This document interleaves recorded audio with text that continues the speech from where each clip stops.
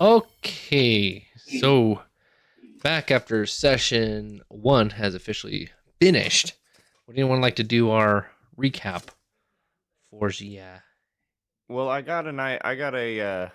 know that we went into the crypt. I got kind of my butt handed to me a little bit, and then I don't remember how the battle ended. That's my recap. Actually, yeah, we can go. Let's go to roll 20 so we can see it. I totally forgot. That's exactly where you guys are at. Yeah. That was from your recap before we started. I'm the only one that took notes. I said you gotta take notes. Well, no, like I said last time, it's great.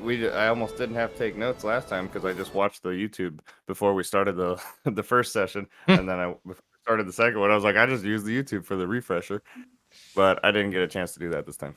Yeah. Computer keeps failing, so I mean, I might not even be able to make it. I might skip straight to session 2 and then call it number 1, so that way no one knows. Well, our session 1/0, I kind of forgot about. Oh, it's okay. So let's check it out. So, well, 01 was like character building, Right. with Scotty. So, official 1 was last week. So that was, with going into the graveyard and whatnot. Any of you guys want to recap it, or do you want me to do that? Well, Okay, now that I'm looking at it, it's our coming 3 back. Go ahead. adventurers were in the bar, and we found out that we only get 1 wish.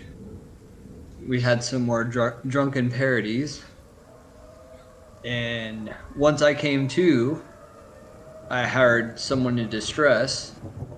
So our hero among the group got us together, and we went to go chase down this lady who we found out was Swindle Carkler. Miss Carkler. Miss I wrote it down right. Past Miss Whose boy Swindle was Shop. missing. Who was missing a boy named Michael. And she told us that he likes to play at the crypts or the docks. We chose to go to the crypts. There we found a handful of undead, 3 to be exact. Excuse me. Avender, he took a crit and got knocked out. Sick. Vendrella, gosh dang it. Here we go again. Not that hard, guys. Vendrella revived him and then chopped 1 in half. I somehow learned how to turn my light into a fire bolt and was shooting them down one by one.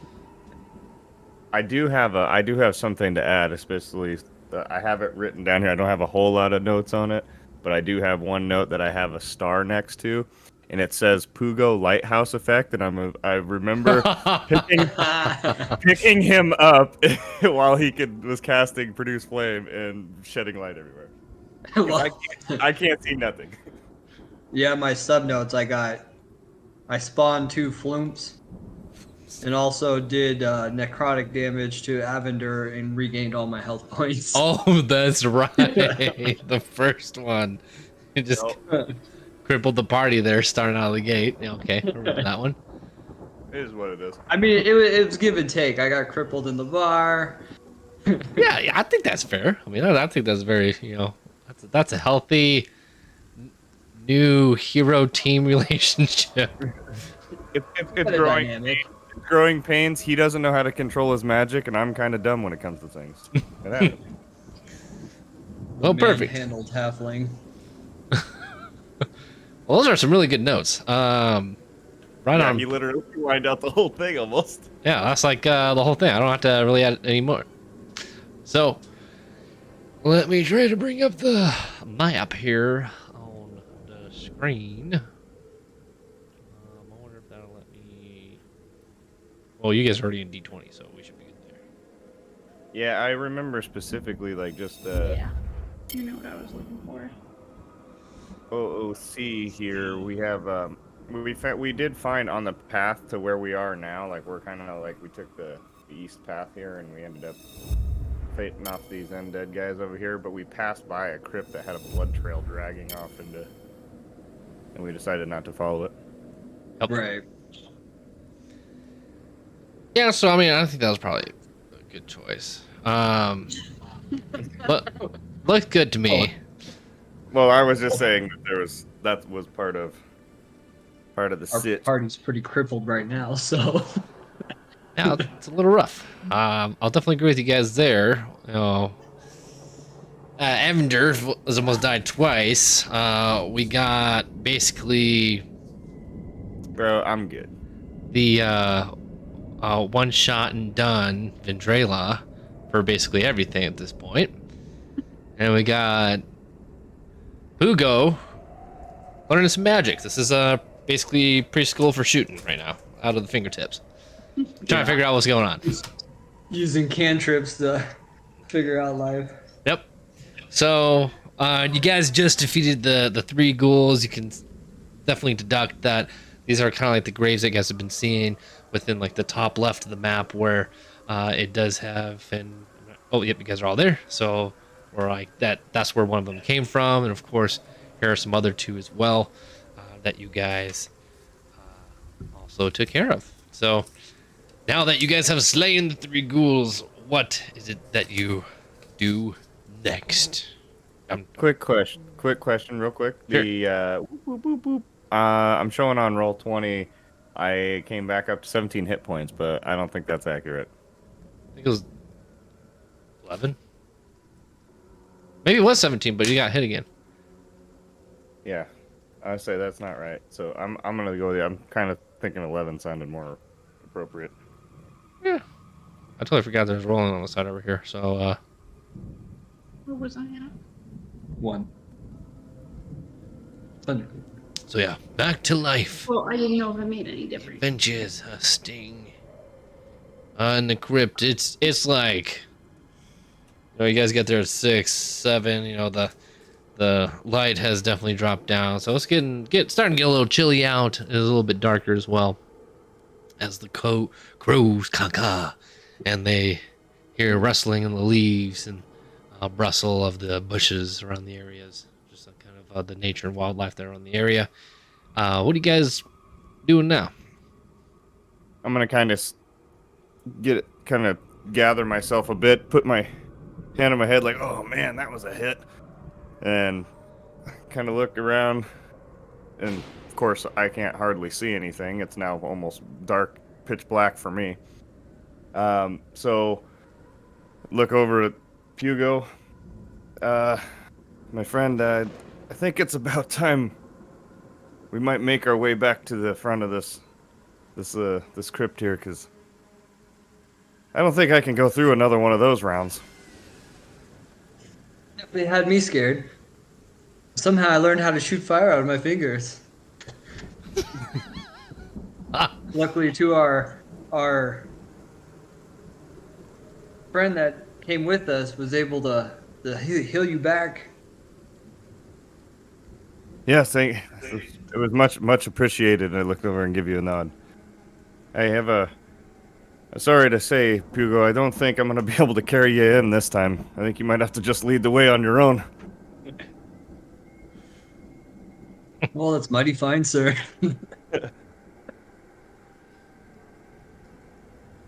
Alright, so what's the plan from here? What are you guys doing? Just kind of chilling, or you guys checking out anything, or? I want to start to stumble this way because I can go south and down towards kind of. Let me see here. I head like toward this way. Head south and head back towards the path that we came in from. But I'm gonna do it and not returning the way that we came, but kind of coming back around this way. Sure. All right. Let's see. But I guess it's fine. We all stick together.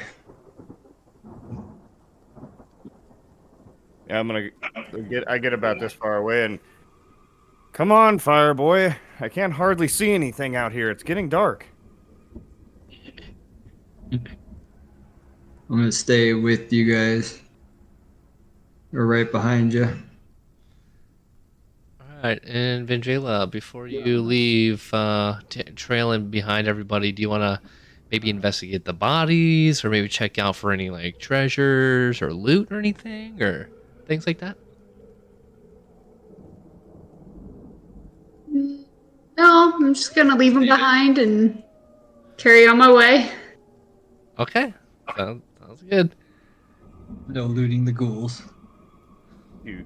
It's up to you guys. You can literally loot whatever you want, or investigate, or inspect things like that. So, okay, cool. So you guys just leave the bodies behind, and move you guys way down south here. It looks like so going towards the south part of the graveyard slash crypt, where we have Spencer leading the pack, and then how far have you guys between it? Again, just to give you guys an idea, these are 20 feet each. And produce flame only gives us what, 30 feet of vision? Yeah, I believe so. 15 to 30. I can't remember what it is. You're talking about the cantrip one, right? Yeah, I think it's 15. Yeah. So 15 for a cantrip. Yeah. keep with me, Pugo. All right, so you guys are traveling down south here. As you guys kind of get closer to this fork in the road, you do see two options here. One going to the southeast, and then one going to the southwest, which you can presume that loops right back around to the front of the graveyard where you guys came from.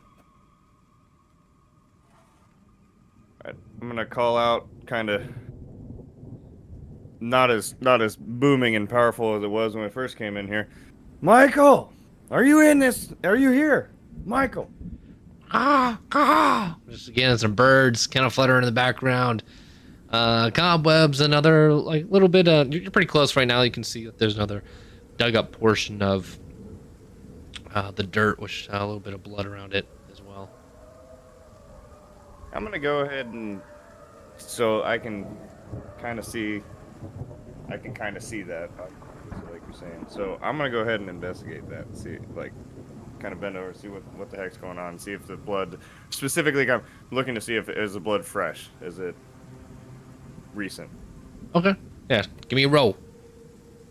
See what you know. That's an 8.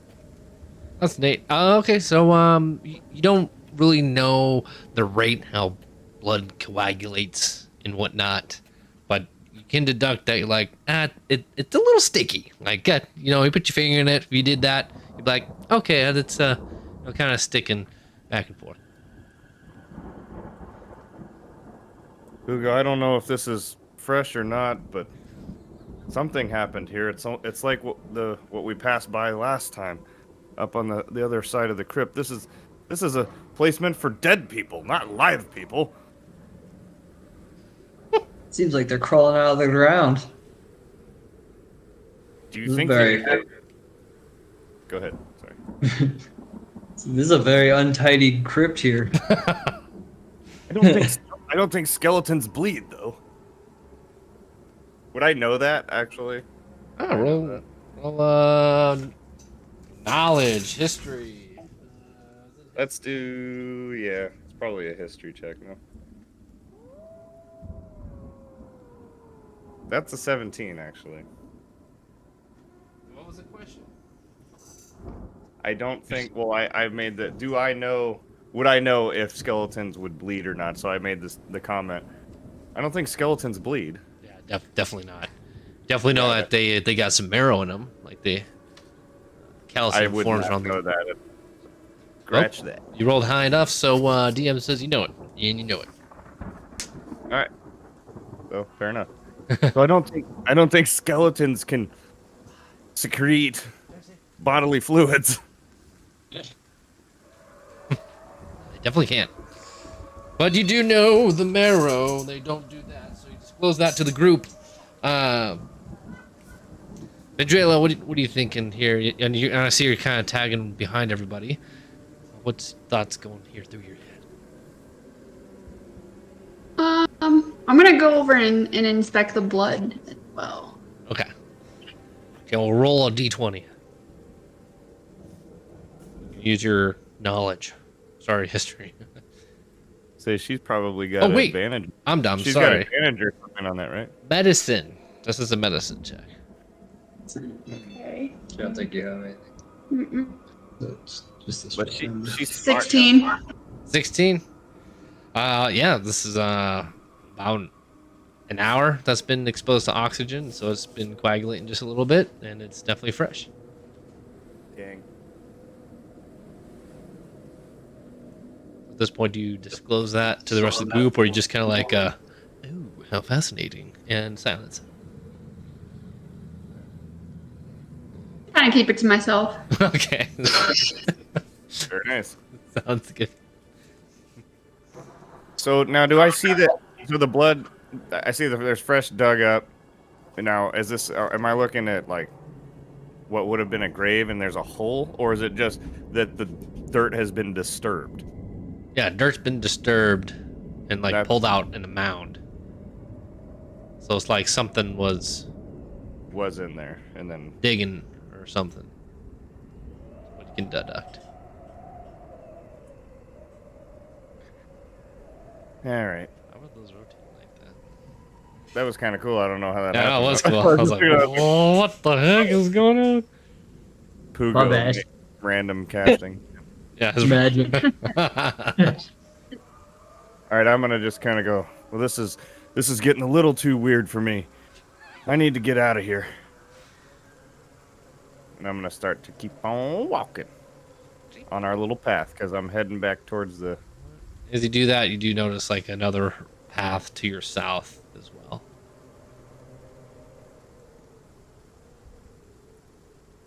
Well, I'm getting a Pugo. It's getting a little dark over here, buddy. The one in the seas in the dark is trailing behind.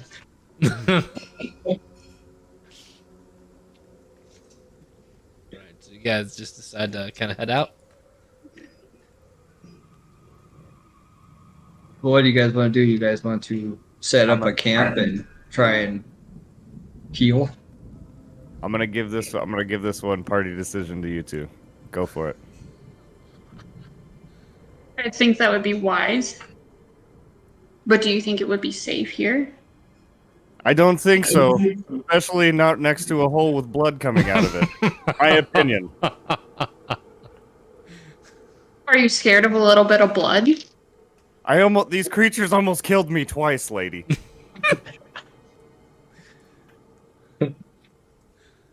Now calm down. We got to work together. I'm beginning to think Michael's not even alive at this point. So you guys trying to set up shop here, or is this what I'm hearing from the group? I'm kind of just flabbergasted at that Pugo just made that comment. I know. Kind of taken aback, like, how could you say that? We need to keep looking. It's obvious we made the wrong choice. He must be at the docks. He must be at the docks. We've heard and seen nothing of him here. He's dead. Why are you people so dark? We're trying to be out here saving the boy. Not condemning him. We're not the coroner. Can't save probably- everyone. Well, maybe we should get outside the crypts and collect ourselves and Yes, then that's a make good a idea. trip to the docks. That's a good idea. And I'm gonna, maybe there's an exit down this way, and I'm gonna start to walk past you to go down the other path. All right. All right, so you come across some larger headstones, which looks like just a little bit more expensive. Some people of royalty, and also larger mounds as well that are just freshly dug up. Well, this is looking ominous. Is there any blood? Investigation. Nope. There's no blood. Okay. But you can investigate, sure. Okay, ready? Yep. 19. No blood, but you do see like foot marks that trail away from those locations. But you could deduct that this is probably where those 3 ghouls have come from. Okay, so there's feet marks just coming from the hole going outward, nothing else. Yep, exactly. So I'm gonna kind of look over at Pooh going, I think we need to get out of here. This is obviously where those guys came from. Look, these holes have feet marks running out of them and nothing around. These people aren't digging these pings. There's no one here digging this up. They are coming to life. We need to leave. I don't know how this works. Maybe Valindra can chime in here and help me out on this. I don't know what's going on here, but this is not my cup of tea, and I think we need to leave. Well, then shall we leave then? Yep, and I'm just gonna stand up, yep, and hobble my butt back down the path You guys hear into like, the dark. you guys hear like distant echoes of just animals in the wood, like some ravishing around, like bushes and trees, and a wolf from time to time howling in the background as you guys have been kind of chilling here in the crypts.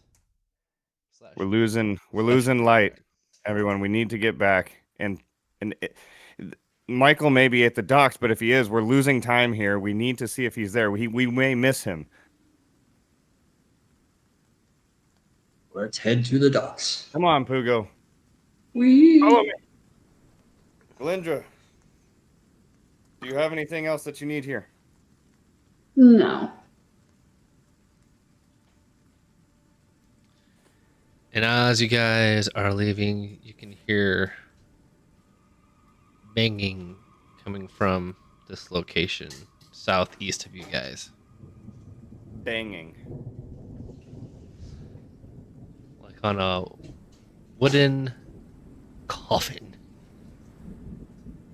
Well, I don't hear crap because I my passive perception is garbage.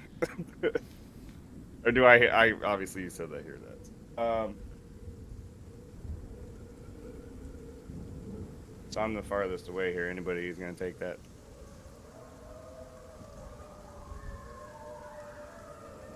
Did you guys hear that? What is that? Hugo, do you hear that? Sounded like knocking. Knocking. Thunder starts to roll in with gentle cracks of lightning, muffled by the storm that's on the horizon. I'm gonna look up nervously. Okay, guys, we really need to make a decision here. I really can't be out here. We either need Then I think we should leave. that banging is that could be Michael. Or could it be something else? More of Well- them ghouls. I don't think they would trap themselves. They've been digging themselves out of shallow graves. I don't think that they would trap themselves or lock themselves up. Or it can be just them taunting us. Okay, well, Man. I'm not doing so well, so I'm going to go ahead and let you guys make the decision. We whatever it is, we have to do it quickly because I can't be out here in the storm. Probably head back to the town. Okay, moving on. Let's run quickly. I can't be out here in the storm. Wait. All right, so you guys decide to book it out of Milburn's graveyard and crypt area. I'm scared. Too much for my little hobbit to take. All right, well, totally understandable. So you guys make your way down south back towards the Milbrand, so which is past just like where that village area that you guys just went through, where Miss Carkler was kind of like sitting at / standing at. So let's go ahead and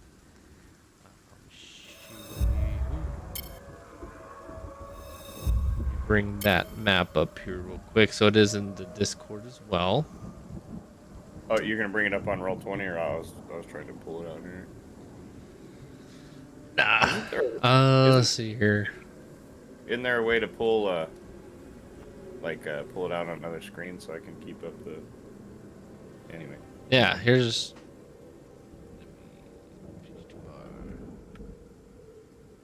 There you go. Yay. Oh. Okie doke. So we're in this general area. Yep. Exactly. So the housing district, right past Miss Schwindle's. And so you guys coming back down the road. So again, it takes about 30 to 40 minutes. 'Cause since it's darker, it's going to take you a little bit longer to get down from the crypts. Because it just was a little bit into the Elder Forest itself. So you guys making your way back into town. And you know, it's just definitely just a little bit quieter. It's a little bit at night. Everyone's got their windows open, or windows are open, but also when lights are coming through the windows as well. So it's definitely the evening setting / nighttime of where the sun has completely set, and you guys walk into a town which looks like it's setting its head to rest for the evening. How far into town are you guys going? Where are you guys going in particular? So on and so forth. Is Miss Karkler? Are we at the point where we're coming back into town on the same road that we left, obviously? And so, what is it? Are we? Is Miss Karkler still out there hysterical, or is she gone?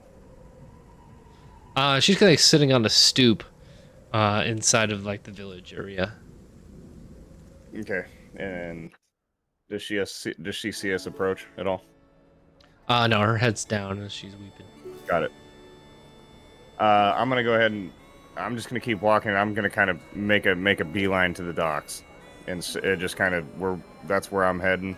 That's where I need to be. I'm worried that I'm not gonna get to this kid in time. So I got a fast walk going, and I'm pretty banged up, so I don't got a run going, but I'm after it. All right, so Miss Swindle's, not Miss Swindle, sorry, Miss Karkler is chopped liver at this point, so don't pay any mind to her. You just beeline by. So Yeah, I'm gonna keep on. I'm gonna keep on going right by her. all right, sounds You don't- good. Ventrilo? You don't think any of those things followed us, did you? What? Said you don't think any of those things followed us, do you? I hope not, but I'm not gonna stand around here to find out. We need to find Michael is counting on us to find him. I mean, we have a defenseless child that needs our help. Can't be that defenseless. Power. All right. And off to the docks we go. Okay. Ventrilo is just following behind him, or what's going on? Yeah, pretty much. Okay. All right. Sounds good. So you guys make your way going down south there. So take a look here again. So you guys kind of like got to go past the Wild Run Inn just a tiny bit. You see that's definitely bustling. You hear the booming voice of Mike Stouting as he's just like, double golden down, Miss Peabody. And he's just yelling. It's like you hear some dishes clashing in the back, and just sounds like a jovial time going on that's back there. And then so you guys kind of make your way down to the docks where King Waldron's warship has been docked, and it definitely have that whole area's kind of been, you know, it's closing time, so no one's really there. As you guys approach, you do see that it is lit up by lanterns, high lanterns above the dock area where ships would come in, so that way they can kind of light the general area.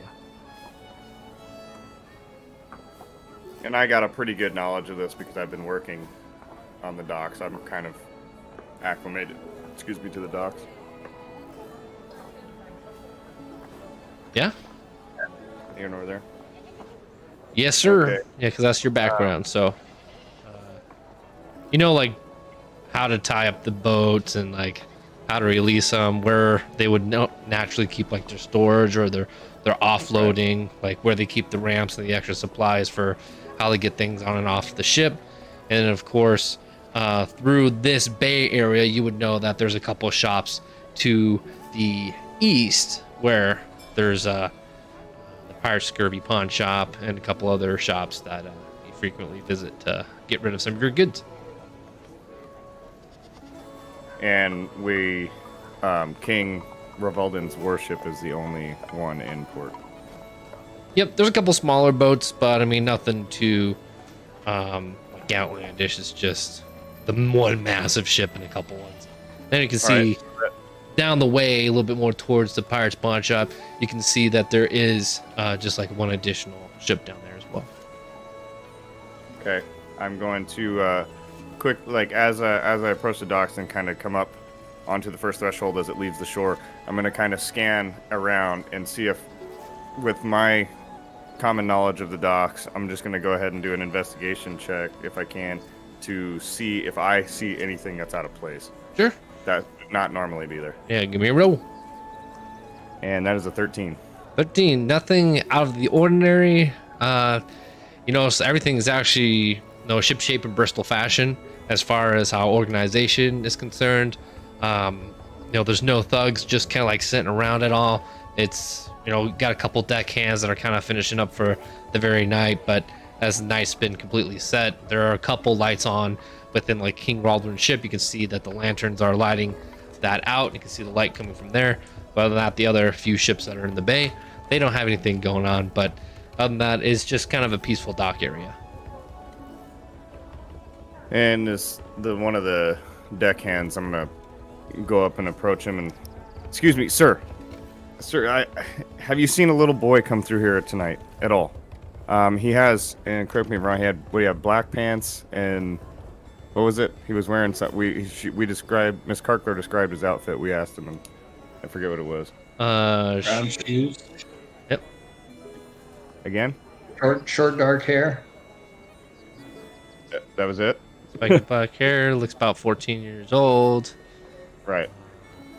So I relay that. So he had short dark hair. He's about 14 years old. Roughly, have you seen any children come through here at all or anything kind of odd to you tonight? I work down here with you. We're searching for a little boy that he may be lost. His mother's looking for him. And the little lad just kind of like nods his head, but he doesn't say anything.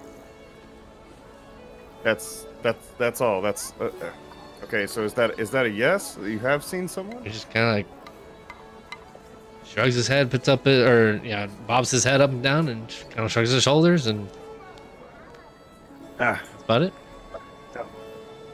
You're about as useful as a, and just turn away and walk past him. And as I'm gonna walk my way up towards King Rob. I can't. So you've been saying it as Radovins? Raldrin. Raldrin's. Okay. It's okay. Raldrin's ship, and as I approach the ship where they have the little ramp going up to it, I'm just gonna call out Michael again. Michael, are you there?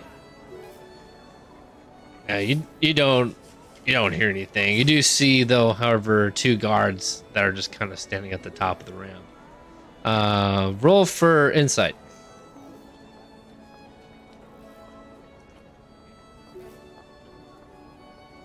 That's the 13. 13.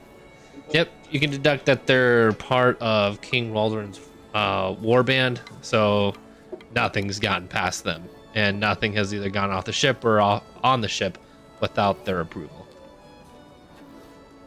So you can deduct that. Right. Okay.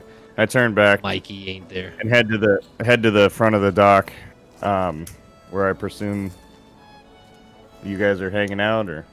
Yeah, well, what's Pugo and Ventrella doing? Kind of tagging along,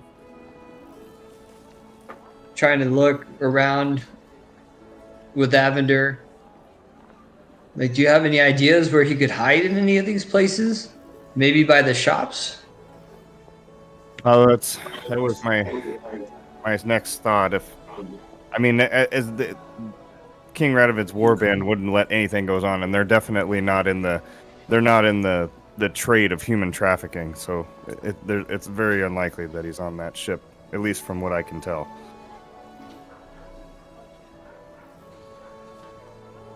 Yeah.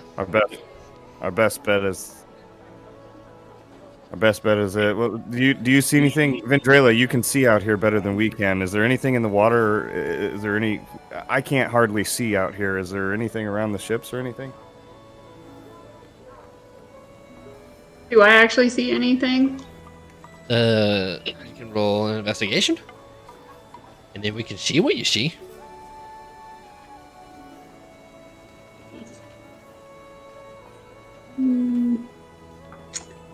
So 13.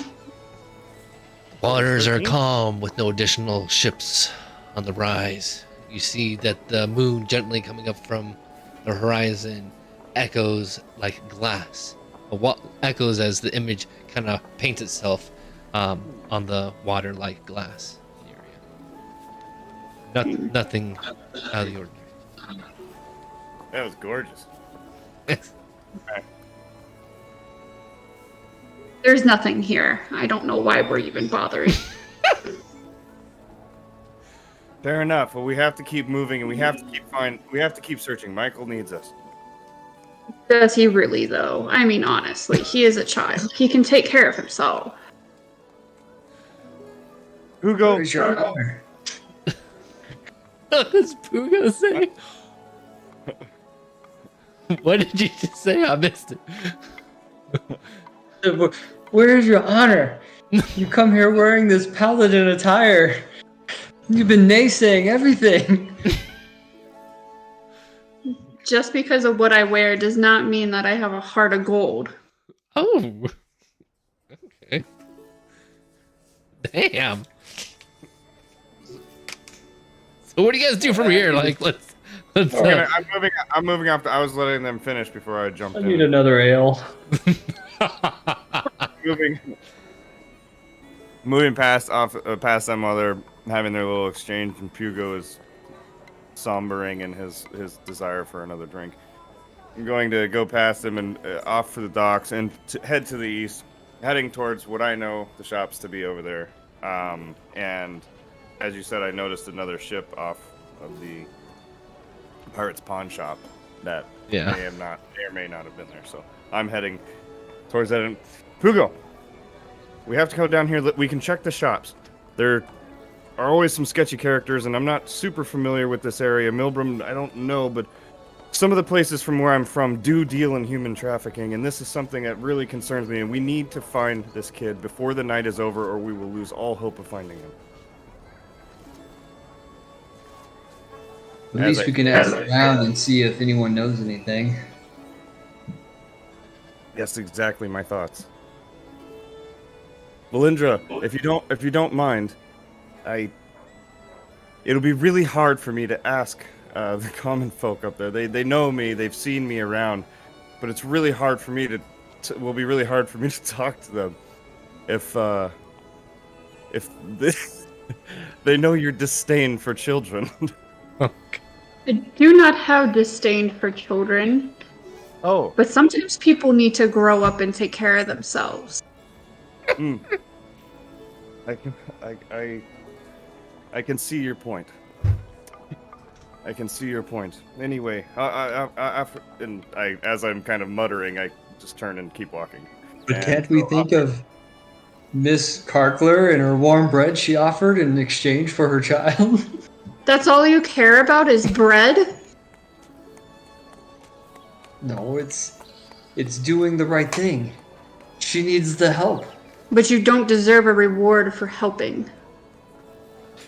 Well, it's not like we're getting coin. Oh, so you would prefer that better? I'm just gonna be like, again, I'm kind of beat up a little bit, and I'm kind of just speed walking with as walk away as they're having their little spat. Totally. All right, so you guys head down towards the dock. The other dock that's just right across. If you guys look at the map one more time, you got the Pirate Scurvy Pawn Shop. So big letters on the side of the building. And you got this one little kind of dock over here with another ship with lights on it as well. You guys want to head to? What you guys want to do there? I want to head towards the Pirate Scurvy Pawn Shop and see if is there anyone out front. Sure. Oh, you don't. Go ahead and roll for Investigation. No, perception. Perception. Yeah, as you're walking up, it's dark out. That is. I don't have. Nope, I don't have anything on that. So that is a 9. Oh, looks like the light's on and no one's outside. I'm gonna walk up to the door and try to open the door. Is it? What am I seeing here? Is this like just a regular door, turn knob, pull thing, or is it like a? What am I looking at here? Yeah, I mean it's just a door with a handle on it. So I'm gonna go ahead and try to open the door and walk in. Sure, it's open. Ding a ling a ling a ling a ling. No, it could be closed. It's late. Yeah, it's pawn shop. You never know when people need the money. So, anyways, It's scurvy. It's always open. door opens and you see this kind of makeshift of a pirate with a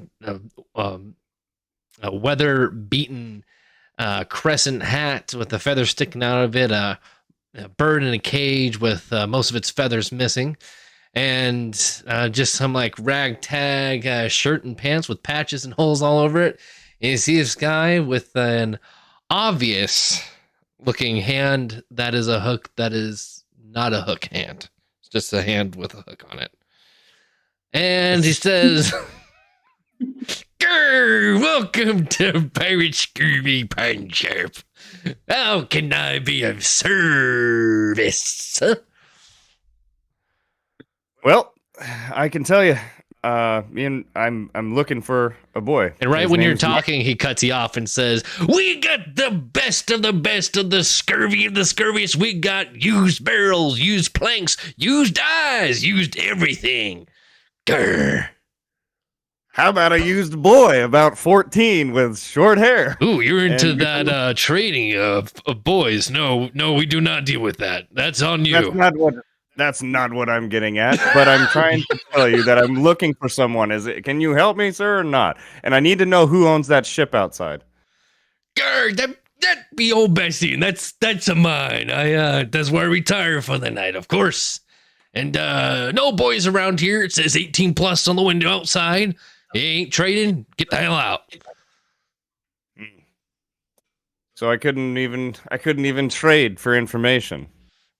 And he like lifts up his eye patch to reveal a perfectly fine eye, and he puts his elbow on the table and says, "What kind of trading?"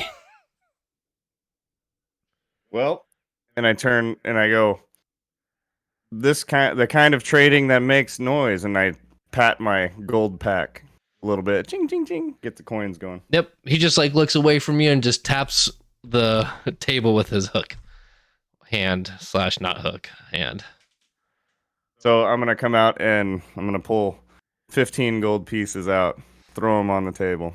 His eyes get wide. He puts down the other one, straightens up his hat, refreshes up his fluffy shirt, and says, "Grr, I know of no boys, but thanks for the coin." Well, I'll definitely be remembering that. And what might I call you? Well, the name is Steve Campbell of the Pirate Scurvy Pawn Shop, and you can find my brother, Dave Campbell, in Anchorage. We both have a pawn shop. Well, that's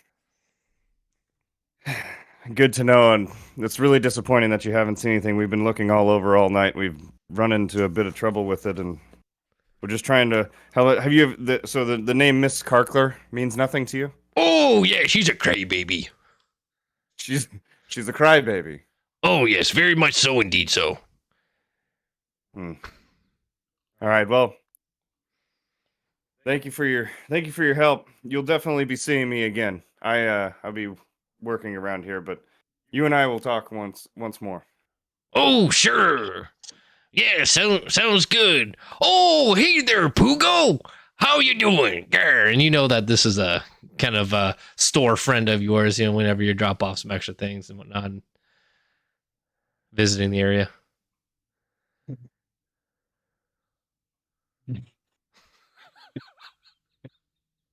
What's the name again?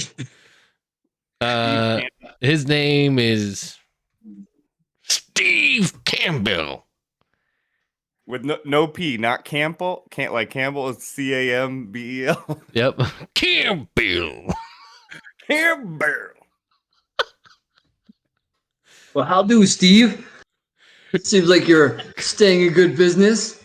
Gosh, sure am. Me and Polly here, and he rattles the cage as the bird flops around and loses some more feathers. Boy for sale, boy for sale. And like the bird's looking directly at Anvinder. I'm gonna shoot a dirty look back at the bird. Kind of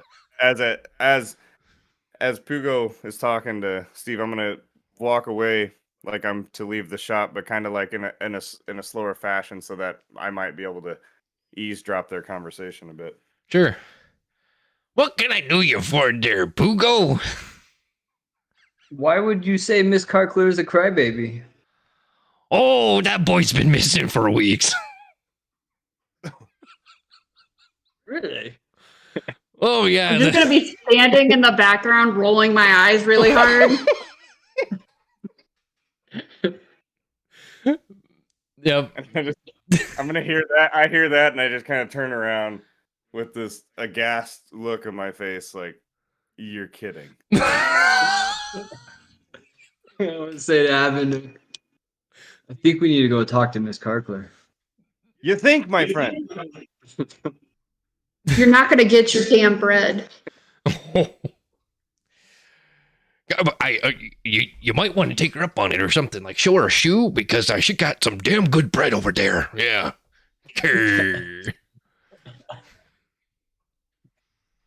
I'll Well, put both my eyes on it. What's up? Sorry, I can hear you. I'll put both my eyes on it. Okay. All right. Well, it seems I feel like I've been had.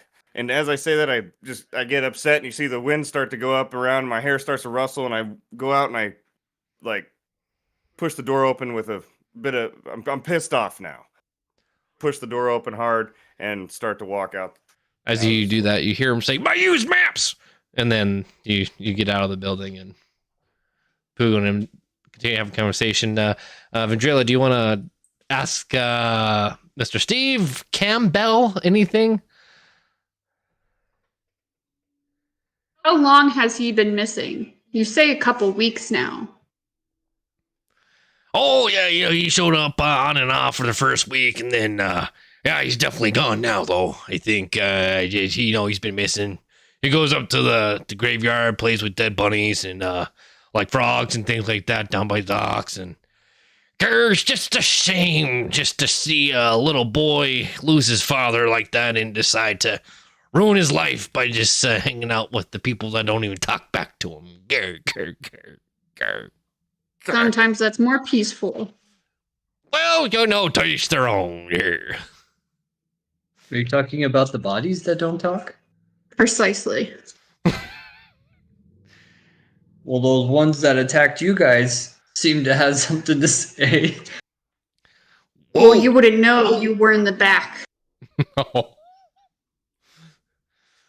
that's none of my business, and I really hear folk tales of things raising from the ground and killing other things, but again, I just run a humble pawn shop here with used goods from sea to shining sea, and, you guys want to buy anything? Well, Steve, I bid you a fair evening, and I'm going to leave the building. Grr, sounds good. I'll see you later. And you guys leave. Smell you later. Awesome. So you guys leave the Pirate of Scurvy pawn shop, and as you guys way out, are you guys going like to the what you doing? So we got Vin Evander. I mess up the pronunciations. My apologies. And are you down by the docks? I mean, are you like checking out a ship or something, or did you just like storm out? What's Evander doing? I stormed out because I have a bone to pick with Miss Karkler, and I'm heading that direction, but the battle's really worn on me, and the fact that I'm going to be passing wild run-ins really weighing heavily on my mind, and that it might be time for me to turn in. I feel I'm disappointed, and I feel had and on a wild goose chase. All right, sounds good. Are you do you kind of like talk with that to the rest of the team here? Or? Well, I kind of stormed out, so I imagine I'm probably well ahead of them at this point. Okay, so you're solo adventuring, going back towards the tavern. Yeah. Okay, I'll probably say you probably made it because I mean it's just like right around the corner, and you're just kind of sitting in there. Right. So we'll visit that scene here in a moment, but yeah. So Pugo and Vendrella, what are you two doing? You guys step out, and there's no Evander. Where is he going off to now? Well, if it was me, I'd probably just go back to the pub. Sounds like a good idea. You wonder why he was scared of the storm? I could care less. As we mosey on out of the docks. Okay, and head back towards the tavern. Yeah. All right. Evander. Not Evander. Sorry. Yeah, Evander. Sorry. Are you there? There you go. I saw your blank seat there, and the camera was still catching up. It looked like. All right. You got it. So you got a good couple minutes on them. By the time they bid farewell to good old Steve Campbell without a P. And so what do you? What are you doing? Like, what you getting there? Mike Stouting. I get to the wild run in, and is there any seating out front, like out of front of the? Is there any like a bench or anything outside in the front of wild run in? Sure. Yeah, there's an overhang. You know, there's a little place where horses would be naturally pinned up to, but also a little deck area that has also been blocked off for guests only. Got it. And from the front of the wild run in, like I said, we can see Miss Karkler. Like it's not that too terribly far away where she was. I mean, it's dark out, so no. Right. Okay, so I didn't know like there was town square that's lit up, so I didn't know if there was like she was just on the other side of that and we could see her. I gotcha. Okay, I'm gonna go ahead and I'm gonna take a seat at the in some light and kind of lick my wounds a bit, kind of look myself over because I got pretty screwed up and I haven't had time to stop and see what's going on, and if that's possible, do a short rest there. Yeah, so it's late at night. You want to spend an hour just kind of chilling there? Hour is a short rest, or I believe thought so. it was on that, but yeah, okay.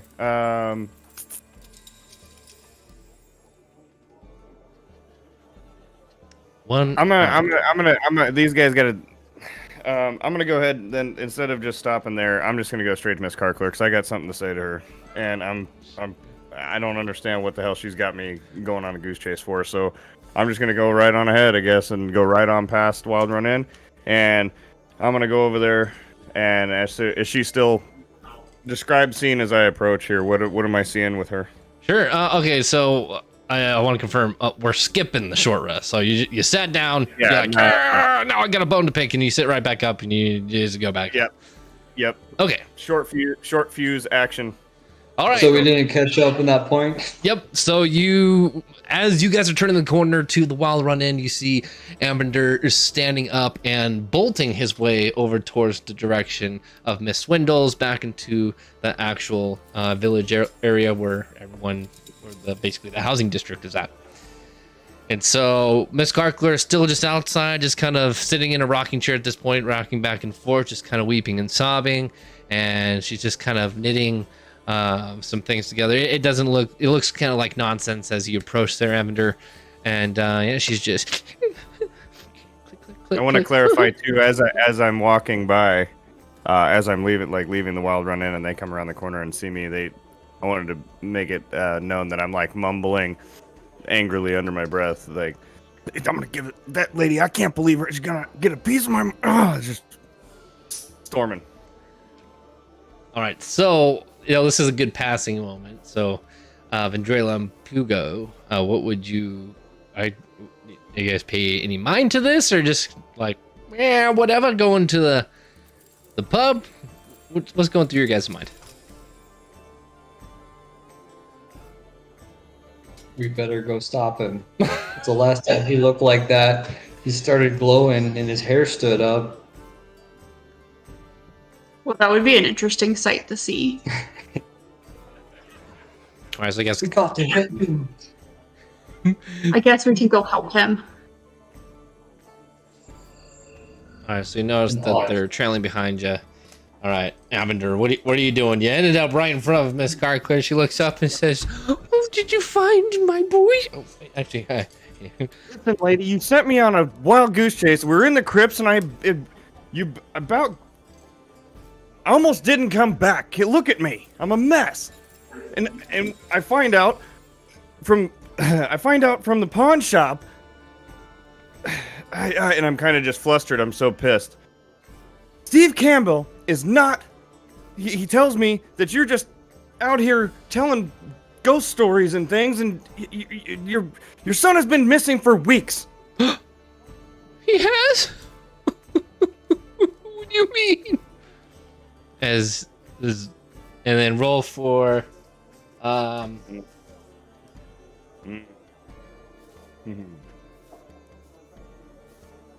insight. Oh, bollocks. Okay. That's an 11 with no mods. So you can tell that she's like being very honest with her question to you, as she may not honestly know what time has elapsed. Okay, and so I'm gonna. So can I do a history check to see if like I have any kind of knowledge of like, because obviously she's going through like grieving and stuff like that, and I can see that. Like, would I have any kind of knowledge of like a PTSD type of thing or whatever? Or is she just Sure. like, Yeah, just roll. Roll for history to see if you know. If you like seen this before. that's number one. I'm dumb as a box of rocks. Yeah, this is very new to you. Kind of shocked. You're like, oh my gosh, like she doesn't know. Like she's very honest in her words of just like, it's been a week. Like, oh my god, it's been a week. And so these are knitting tools. Oh shit. Yeah. So how yes, close are we to him now? You tell me. How close were you guys trailing behind? Are you guys like a shoulder to shoulder, or kind of like 5-10 feet back, or what's that looking like? I don't know, I'd probably say about 5 feet behind him. Okay, it's relatively close, like just walking style. Okay. Yeah, I mean you can hear like all this, and like, what do you make of it?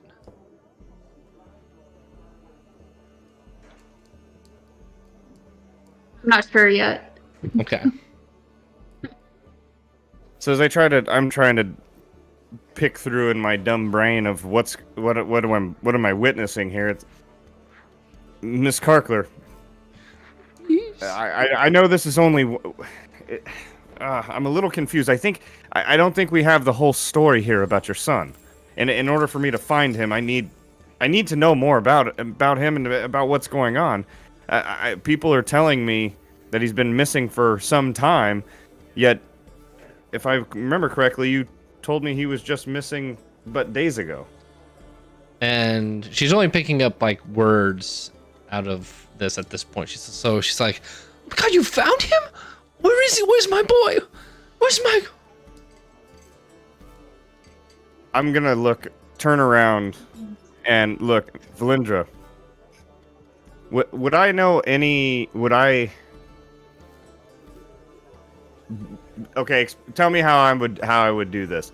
I want to ask Valindra if she can do an Arcana check on this lady to see if she's got like a spell on her or something. Yeah, you can just be But like, would hey. But would I even know that though? That she could do that?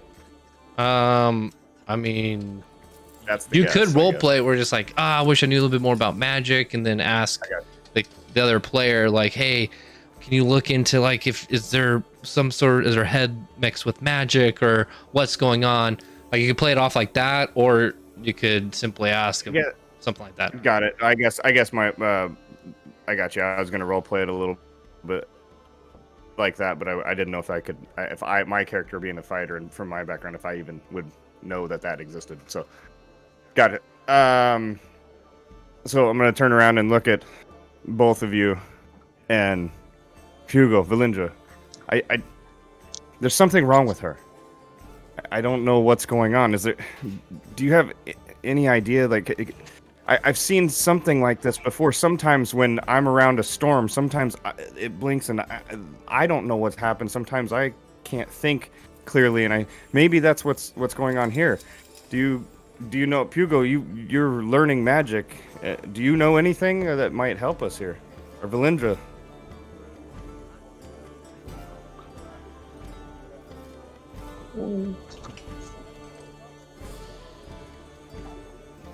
I'm gonna walk up to Miss Carkler, kind of just observing her in the moment.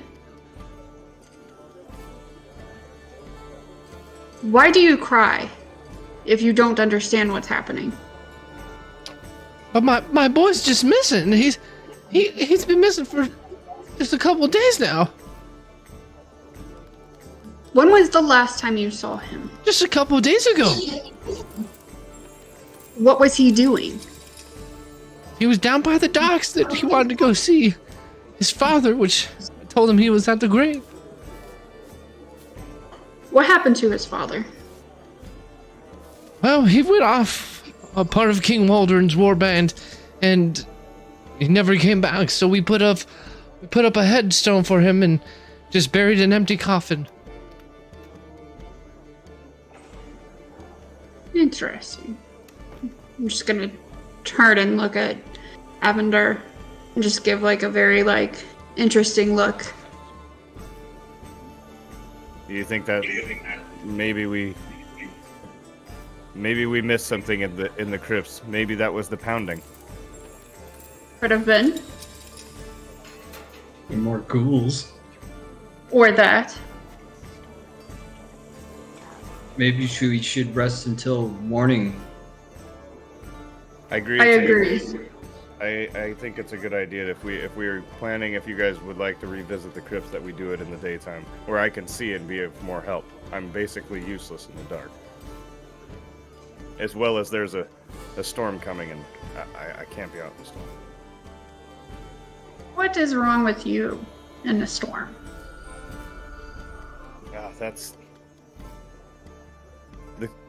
That's a better question for my father, Abad, because he's been the only one who's been able to experience it. I don't remember what happens.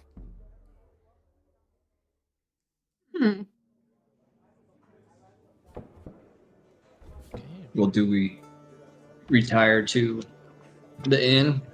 Miss Carkler, I have to bid you a good night. Are you going? Is there anywhere? Where do you stay, Miss Carkler? You can't just be out here throughout the middle of the night by yourself knitting. It's not safe. I'm knitting for my boy a new shirt for when he gets home. And she's like, in front of it, yeah. Well, I bid you a good night, and we'll keep looking for Michael. And I fear the worst, but I hope that we can find worst. Yes, I'm sorry to tell you, but I have to go. The storm's coming. I have to go. I don't want to get wet. The rain. I don't want to. I'm wearing nice clothes. You understand. You're making a beautiful shirt for your son. You should probably get it out of the weather. And she just looks down at it as all of the twine and everything is like soaked with her tears, and she see that she just doesn't get it. Looking up at you, looking back down. She just continues to cry and continue to knit her shirt. So you guys end up going back to the Wild Run Inn and retiring for the night. Yes, that's where I'm gonna go, and I'm gonna go into Wild Run Inn. I'm gonna see if Abad is downstairs still or retired to the room, and if he's If he is, I'm gonna kind of say it's time for us to turn in and etc. I've had a rough go. Sure.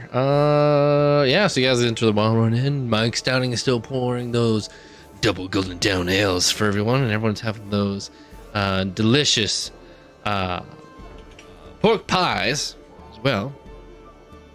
And yeah, Abad is not there, so you can assume that he retired to a room. And Mike Stouting says that your father ended up retiring. Here's an additional key, and hands you like a key ring with a kind of like a skeleton key on it. The standard Thank you. two teeth,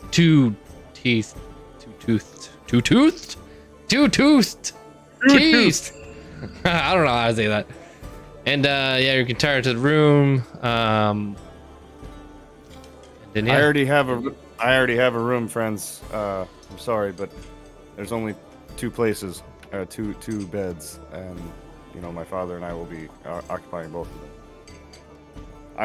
I plan to return to the crypts in the morning, and whether or not you'll accompany me, I think I have to find Michael. There's something that drives me about this. I cannot abandon this kid, but I have a sneaking suspicion about something, and I really want to understand what that begging was. Have a So good we night. will meet again at dawn. Don't stay up too late, Hugo. All right, so Vendrilla, Pugo, you guys just assume and get your own room, separate rooms, together rooms. How does that pan out? Separate rooms. Okay, so you guys pay Mike Stouting 50 silver pieces each is the cost, and how it goes is 100 coppers is 1 silver, 100 silver is 1 gold. So basically half gold. And so that's the fee for the night. So you guys retire and you go to sleep. And nothing crazy happens. It's a very peaceful night. You guys get a full, well-rested resty rest. So you guys get all your hit dice back. Your hit points have been recouped, and you also get back your spell slots as well. So all that gets refreshed as you guys have another day waking up. You all smell some delicious eggs, bacon, ham, hash browns, sweet potatoes, all sorts of delicious breakfast items, down from biscuits and gravy. Yeah, I can't forget that one. That's a good one. All sorts of good, delicious stuff wafting its way up the stairs into your guys' rooms. What do you guys do in the morning? I pop down, hop out of bed, pop down, relay everything that happened the night before to Abad and let him know what I'm doing, going to Okay. the crypts to search for this boy, and going back down. I go downstairs and look for Miss Peabody to grab a quick something to go, maybe a steamed sweet potato that I can just eat on the run. Sure. Yeah. Yeah, you do that. She gets it from the cook in the back, and so that takes maybe 10 minutes. So you're not there for very long. At any point, do you wake up the rest of your party, or just kind of bolt in down there with a bot and what's going on there? We're gonna go down.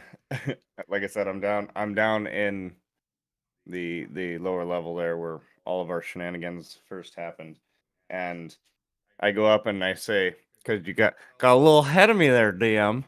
I go up to the only person I know that could wake people up, Mike Stouting. Mike, I need to find my friends, and I don't know what room they're in, because I went to my room before I seen what happened, or what if they did the little man, and then the tall lady that came in with me. Did they get a room here last night? Yes, they did. However, that is called customer client confidentiality. Well, we are to go somewhere together this morning. They are friends of mine. Could you give them a wake-up call for me? We don't do wake-up calls. If you didn't tell your party, you didn't tell your party. Don't know what to tell you. That's wonderful service from the Wild Run Inn. Well, it actually is. This is the best in the West that you'll find, so... I'm gonna slowly stumble out of bed, smelling the good food. I must have had a wild night, slightly hungover.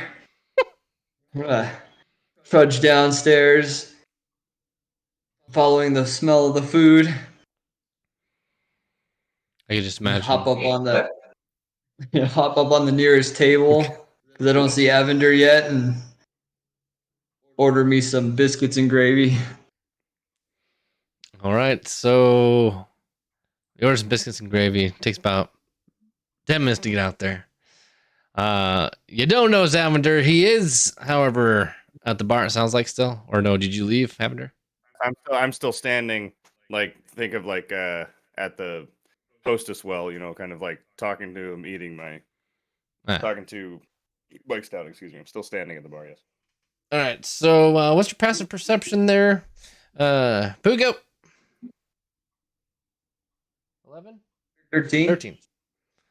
You like notice him out of the corner of your eye, but it sounds like you don't really pay too much attention to him. So you just get your biscuits and gravy on a big old metal platter, and it gets served up by Peabody, and gives you a nice fresh glass of milk and apple juice.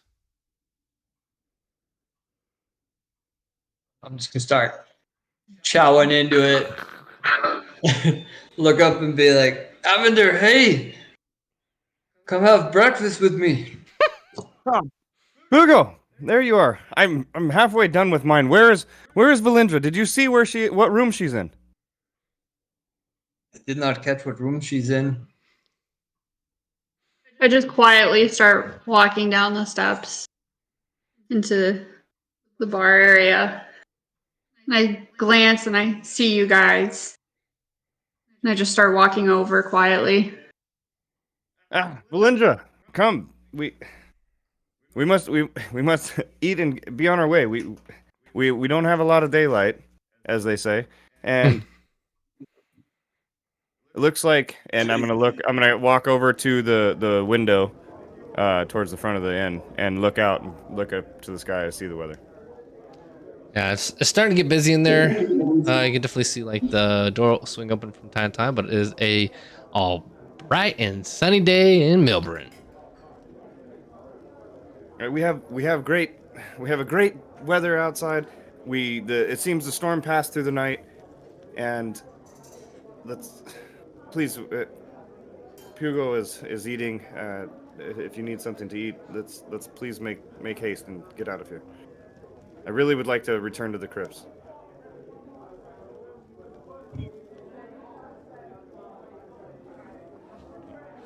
So everyone's finishing breakfast, it sounds like, and then we're gonna be moving around. Yep. Finishing up. Any notes or? What? All right, sounds good. No, Let's is see. there anybody? Real quick, I'm gonna scan the room real quick, make sure. Do I see anybody out of the ordinary that just regular patrons, or do I see anybody that I might notice? Do I see? I mean, obviously we have Wild Run Inn is a pretty popular place. Is there anyone in here from the town that I recognize eating breakfast? Sure. Roll for perception. That is an 11. You just you look back and you see a makeshift pirate sitting at the back of one of the tables. Grr! Hey, folks. Hey, Pugo! Hey, Steve. And he just goes back to eating his food with his shitty pet parrot on his side. All right, I just look back, kind of notice him. Notice that he was Steve, and I'm just gonna kind of scoff it off, and he was no help. And I'm gonna start to head towards the door and kind of say, "All right, when you're done, meet me outside." One moment before we go. Mr. Stouting, Oh, yes. do you know of this Miss Karkler and her missing boy? Ah, yes. The fabled maiden of tears and the lost boy. I sure do. Oh, should drink some water before I tried that one. Hold on. Ah, it's a little dry. Oh, yes, no, she's notorious for, kind of losing her memory from time to time, but also, I can also tell you, she did lose her boy, though. That is very true. He does play by the crypts, that is very true as well. So, she does say some truth in her words, but, you know, you might find the poor kid, you might not. It's been a couple weeks. Kind of a face of sadness kind of goes over him. It's like, I didn't know his dad. His dad served for King Waldron's war band, and you know he went MIA. We don't know if he came back here. We don't know if he died. If he went missing. Well, we just chalked it up as MIA. You know, missing in action. But she told her boy that he was buried in the cemetery, in the crypts, and they buried an empty casket. It was kind of sad, actually. I had to bring the refreshments, and a couple tears fell in the golden down, so don't want to think about that again. But other than that, yep, she's pretty much a very truthful woman. She won't ever lie to you, but she may not always be, you know, cuckoo. That explains a lot. Well, thank you. Yeah, of course. Yeah, of course. That'll be, shoot, what was the price for those? I think it's 50 silver. 25 silver for the plates. These are some good food. Okay, well, Yes. I walked out. Did they just Tell the chef, thank you. Yeah, just here. Oh, welcome. From the back, just coming out from the doors. I walked out without paying, by the way, but just letting you know. Yeah, let's take like 15 silver off your tab. All right.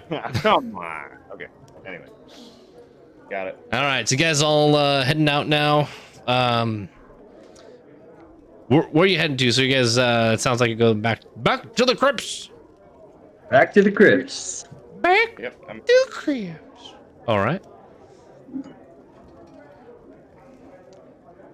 All right, friends, and I'm just gonna go right ahead and approach right up to the stairs and kind of walk on up. Back in to the entrance. Do you guys remember where we heard the noise from? Yeah, we'll just say this is fast forward. Yep. I'm gonna go ahead and move it. I'm gonna say, yeah, Pugo, it was this way. If I remember how we came out, and it's up this path here. And I'm just kind of moseying on in.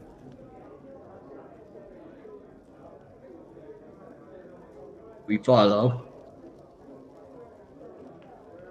All right, and I'm gonna keep walking down, and I go, yes. Oh, here. Yeah, this is where we found that. This is where the footprints were and stuff. And over to the left. This is where we found the other hole that had the blood coming out of it. And it sounded like it was somewhere around here is where we heard the pounding. And so I'm gonna go ahead and do an investigation and kind of like I'm gonna listen around. Or I guess it's more of a perception check actually. Sure. To see if I hear anything. And that is a 16. All right, so you're specifically rolling for if you can hear anything. Yeah, I'm like intently listening. Like, do I hear the ravens? Do I hear the pounding? Do I hear all the animal sounds that we were listening to last night? Or, you know what I mean? Because it was a little bit bustling in the forest. But So you hear some joyous birds whistling and chirping from the trees now. A couple cacaws right here and there, but really they're not really out right now. What you can deduct is yes, the mounds are actually somewhat there. They've kind of been looking like they've been resituated, However, they're not as what you saw last night. The bloods, stains and whatnot have been kind of mixed up within the dirt as well. And yeah, right where you're standing, you can see a perfect example of that, where the mound is no longer mound, it's almost flush with the earth again. And yeah, just everything kind of seems as normal. The candles are unlit, and yeah, what do you see? Um, I'm gonna go ahead and here we go. I'm gonna do it. Okay, I'm going for it. Screw it. I'm gonna go. This is odd. This was dug up last night, and I'm gonna bend down, and I believe I have a shovel in the engineering packs, don't I? Yeah, like a little pan shovel or something like that. It's called Hand shovel. pan shovel, pan shovel. So I'm gonna start to kind of like scrape out at this grave to see if I find anything. Like I'm just gonna start. I'm just actually gonna like kind of, scoot the dirt back, like kind of like a little bit of a scrape. Not really shove it in and dig out, but kind of as like a kind of like a scrape back, because the dirt, I assume, is the dirt loose enough. It's not like perfectly back to like it never was dug up before. Right. It's still loose, but it's okay. Yeah. So I'm gonna start We doing that. kind of digging at it. Okay, so it's gonna take you a little bit of time, but you're starting that while he's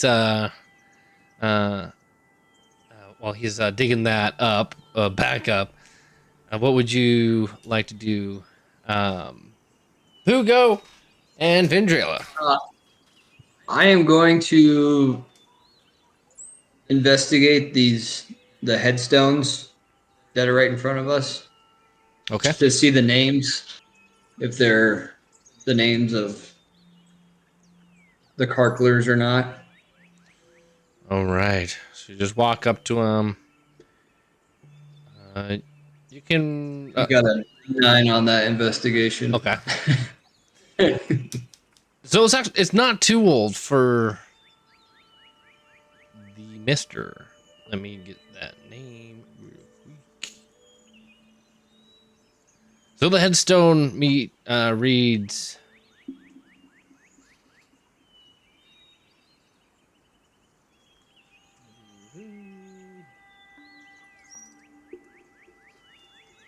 Jason Karkler, husband of 2. And it says from the year blah blah blah blah to year blah blah blah blah. Down. And which one is this? This one? This is where he's at. Which one are you investigating? Yeah, the one right in. Yeah, like right directly in front of him. Yeah. Got it. Oh, sorry, no, it's the big one, right, like in front of Pugo. That's what I'm saying. Yeah. So like this one. Yep, that one. Thank you. Yep.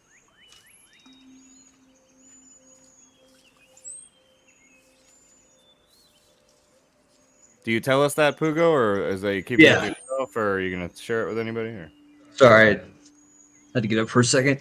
Gotcha. Hey guys, look! I think I found the headstone for Mr. Karkler. As he says that, I stop digging and look up, and kind of jump to my feet, put the shovel away in my pack, and kind of come over to him, and as I walk over towards Pugo, I'm gonna look to my left here, and what do I got? What do I see? Because it's daytime now, so I can see. I assume I can see This right here? What's going on? Yep, what's going on over here? Yeah, so to the left, you do see another raised up wall and another stone walkway, just like how you guys came into the graveyard the first time. And so with this, there's 2 gargoyles sitting on the sides of the entrance. These are like 5-foot walls, not too tall, but it is raised up basin on top of the basin that's on right now. And so It's high enough where I can't see the landing of what's above it. exactly. Yeah. Oh, got it. So another like 8-foot turn curve onto another platform.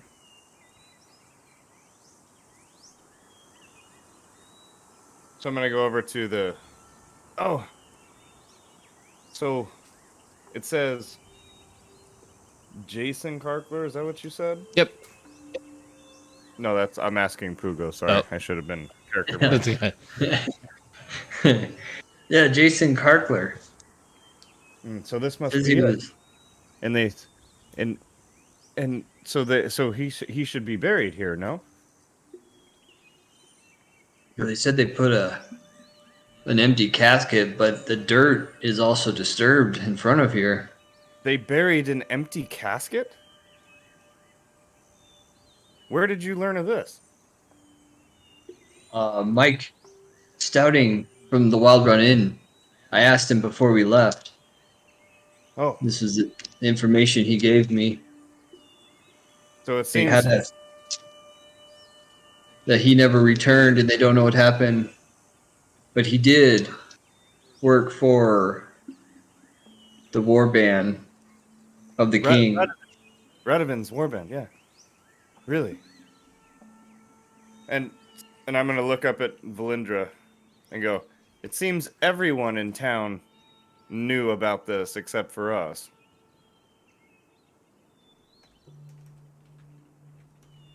I'm gonna just be observing everything around me. But do I see anything specific?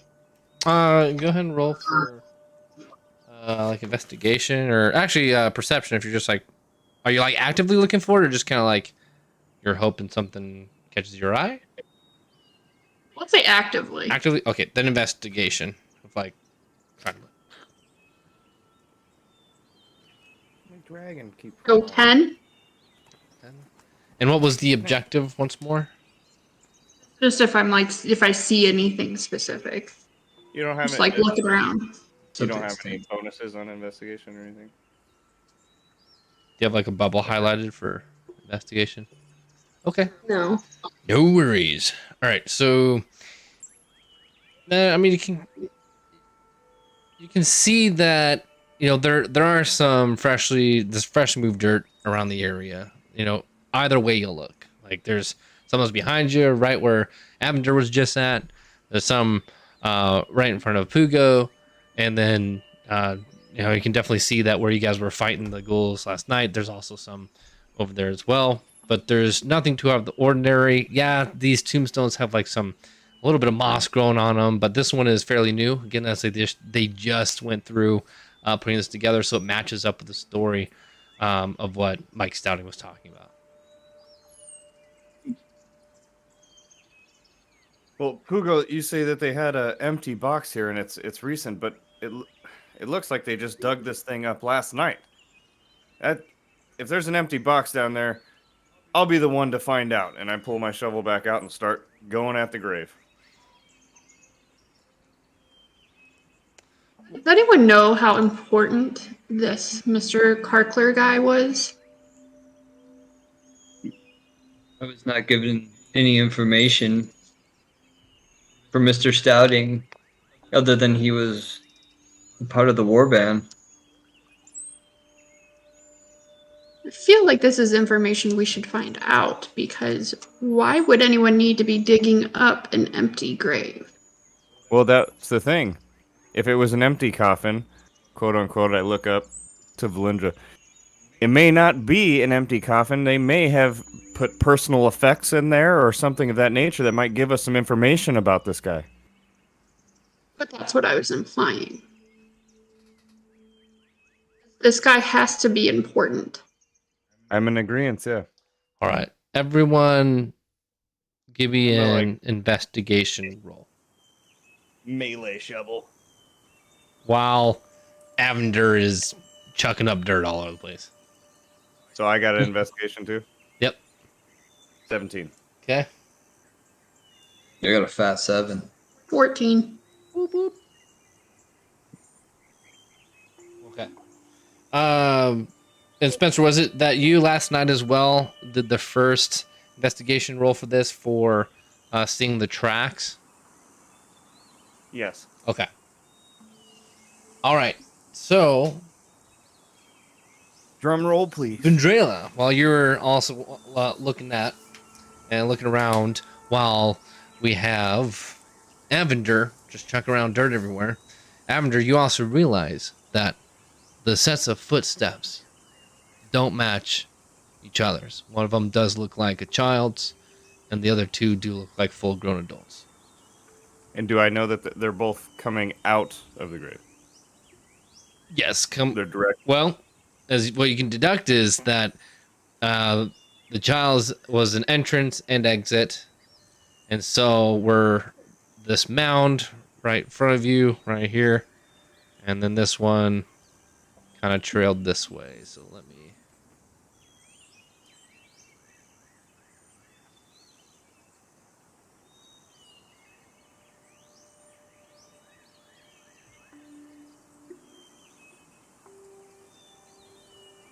So the child's went to and from the one grave, and then the other one I see is an adult footstep coming out of it. But the child, I realize that the child's footsteps weren't there before, or they were. You couldn't tell last night. It was too dark. I couldn't see him last night. Okay, right. So I'm gonna, as I'm still digging, I'm gonna turn to Poog. I'm gonna turn to you guys and look, and as I notice the smaller footprints going into the other mound, I'm gonna say, Pugo. I didn't see that last night. Look at the direction of those footprints there. It seems as if it's coming and going, but this grave mound that we're on now, it's only that they're leaving.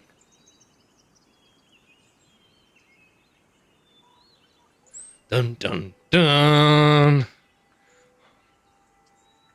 Maybe we should follow these footsteps.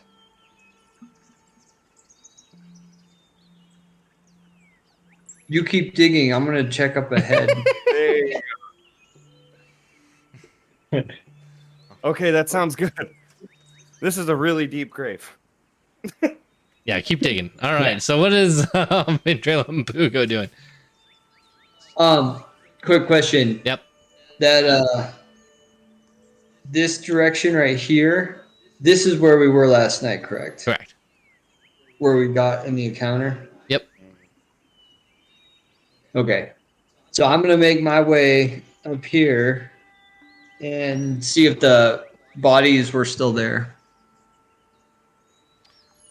Yep. So when you get up there, you can see that it looks like there's Oh, stupid pen. Let me try this again. Here. That there are drag marks going to the southeast and to the north and to the northeast over the wall. This way. How? No! No! No! Oh my gosh, that didn't work. Oh my gosh. Hold on. Sorry. This thing really sucks. Roll 20 for the win, you know? All right. There we go. Ignore all the dots and everything. I hope there's only a couple dots showing because there's a lot more showing on my screen. Okay. There's only like. So anyways, there were some not again. Okay. So I'm just going to not move my mouse. There were some things that were over there that you saw that were dragged over the wall to the north and to the east. I do see some bloody drag marks, but there is no bodies left. It's like someone should have looted something last night. I don't know. So I'm gonna come up behind Hugo and ask him if he sees anything. Okay, so you're They're slowly coming up. somewhere. Mm-hmm. One, I'm gonna get rid of it. I'm gonna get it taken off the pen. We don't need this anymore. So sorry. Here we go. Okay. So, you're over there. I was gonna drag you over, but that didn't work. So you're by Pugo, you guys check things out, and you just kind of see the same thing. The bodies of the ghouls are gone. Looks like they've been dragged away. Doesn't make any sense. The mound's going back to flat Earth. The bodies disappearing. It just seems this place is haunted. Did we truly kill them? I don't believe so. You guys want to give me a investigation roll there, both of you. Yeah.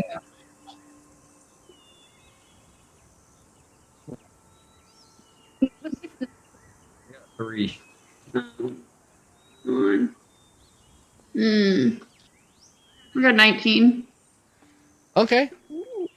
Okay, so Pugo, you do see next to the coffin there that there is 5 silver pieces kind of laying there. And Vendrella, you see some bones on the um, inside of the coffin with some coppers around it, but it has a muddy trench coat with some holes in it. Like you can't really tell what they are, but there's looks like holes have been like shot into it. From there, you also find a kind of walnut-looking seed on there as well, inside of the grave. And that's it. That's the end of the session. We found the Nythul seed, and it's Mm-hmm. over. I'm just kidding. I'm just kidding. Sorry.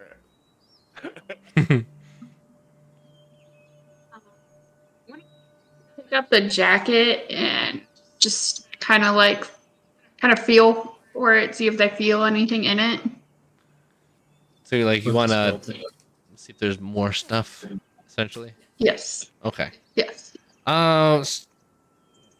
What did you roll? 17 again? 19? 18, 19?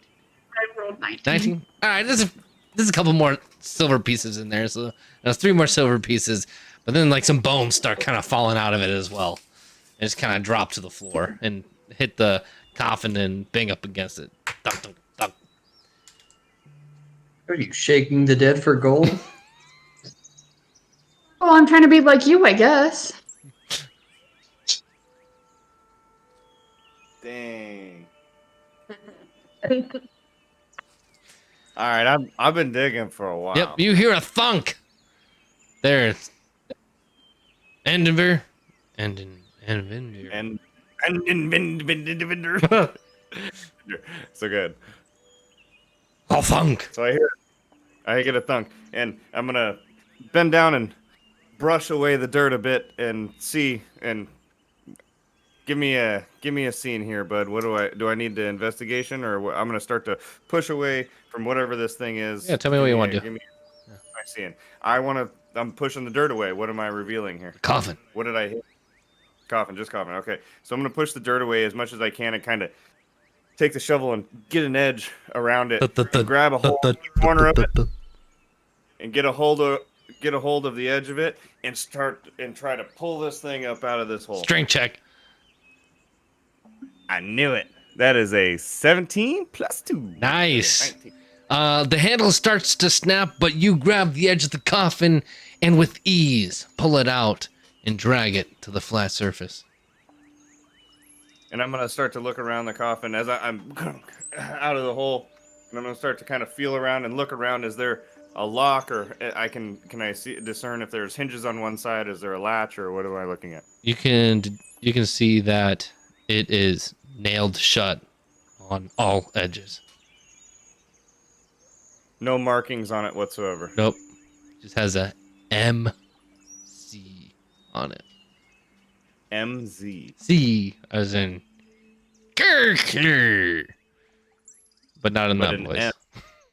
But an M first. Okay. And I'm gonna call out. I know you guys are a ways away, but you guys, I got it out.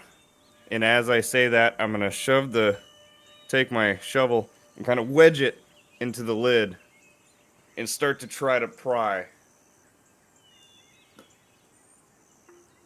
All right. See if I can get the lid off this What are thing. you using? The shovel? My shovel. Yeah, strength check. Ah, that is a 2 plus 2. That's 4. You know how to dig, but you don't know how to pry. You're trying, but you just can't seem to get like a good chunk, or like you can't find a big enough space for you to like really get your shovel in there and kind of yank it up. Hanging away at it, around it, trying to get a good dig. Yeah, with a 4, that's There's a- not. It's really tight. And as I get over there and see this going on, I look and see the top of the coffin and MC. Wait, that don't make any sense. Did they say his name was John? Jason? Jason. Jason. Yeah. I mean, I'm not much of a learned type, but what is that? I mean, it's an M. Mr. Karkler. Sorry. Or Michael Karkler. His son is buried in his father's grave. That's where I'm getting at. We gotta throw you guys a bone here, no pun intended.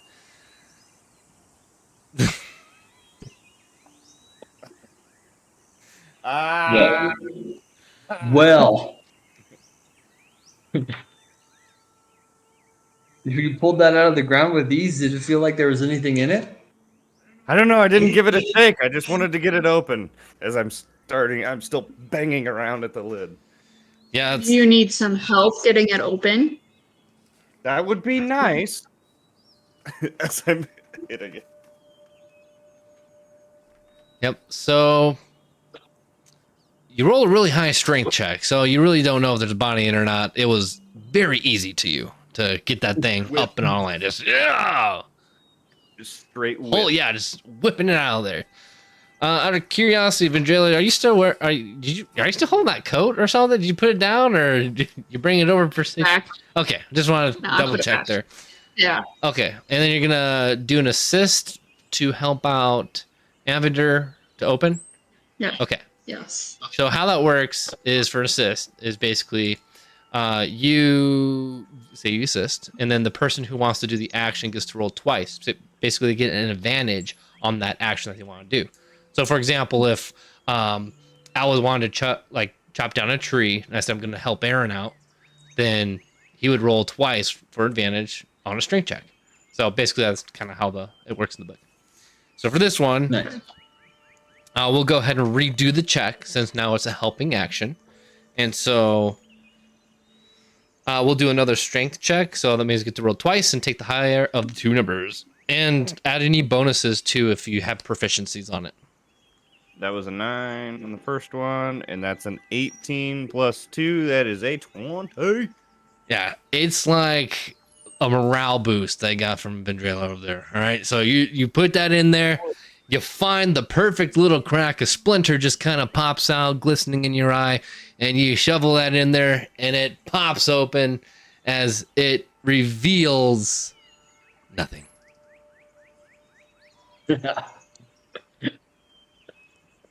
I was thinking, dude, I love the way that you've played that one out, but I was thinking, like, I just, like, thought of this whole thing, like, I'm going at it, and she's like, do you want some help? And I just got, like, really mad, because she said that, because we've been kind of butting heads, and I'm like, yeah, it just bang, and it blows open.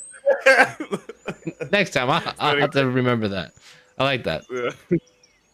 So, anyway,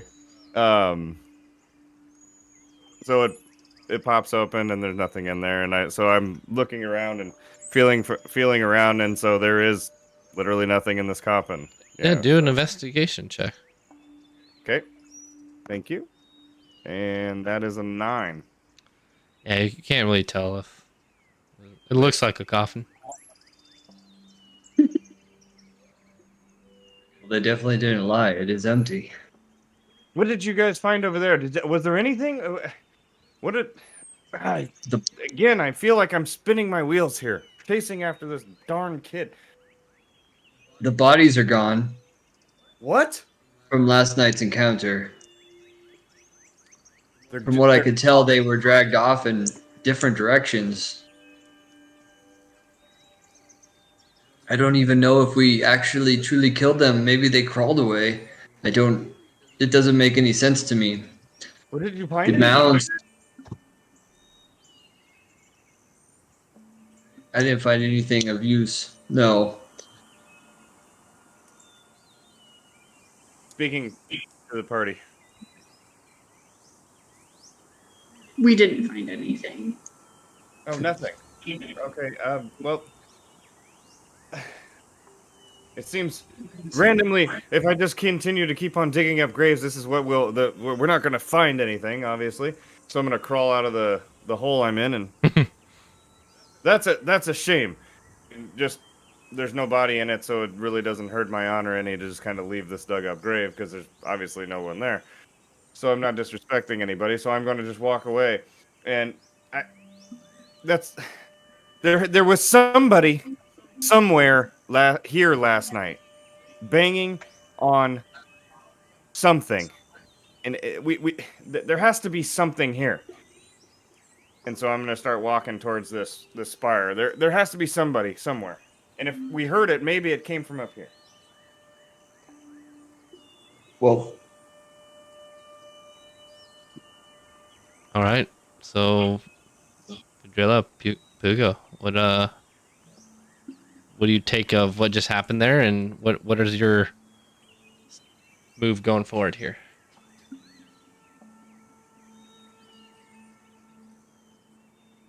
I'm gonna follow behind Avender and just kind of shake my head at all of this.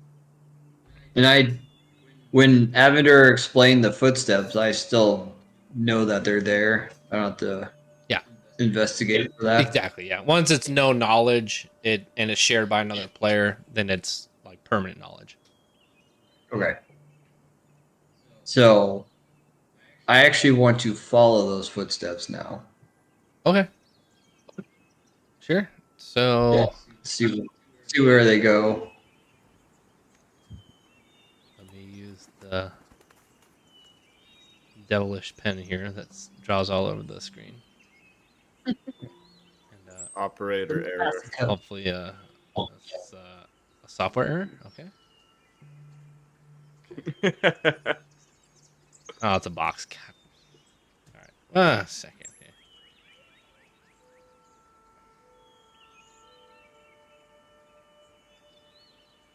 All right. Okay, so we're gonna do Pugo's Adventure Time real quick. Let's. Because Adventure Time. All right. Subset campaign.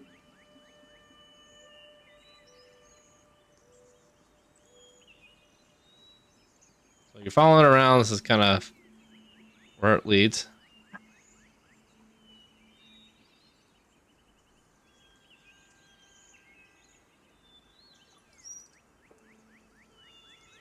That dude's drunk.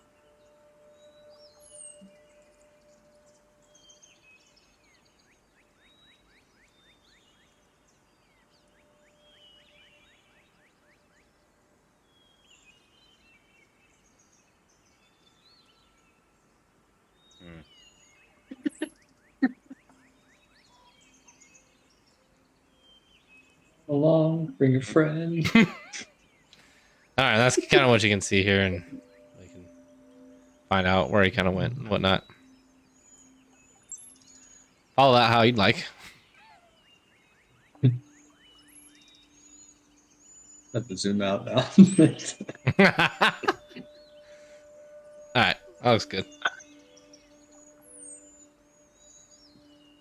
Well drawn. And clarifying, I mean, obviously, I don't know this is Invender that he's going. I see him wandering off, but he's following the. You're following the small footprints or the large ones? Yeah. Well, the two sets that led away from the grave, which So they go together. DM. What? So the two sets, the large set and the small set, follow that path together, or is it just one set? Just a small set. Go and give me a nature check there. Pugo.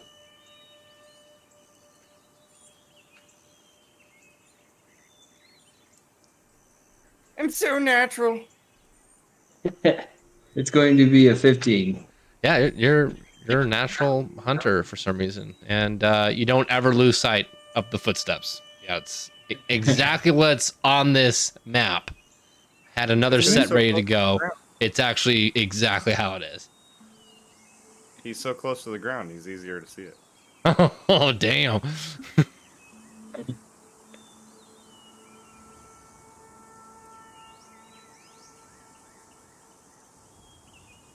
All right, so you follow it.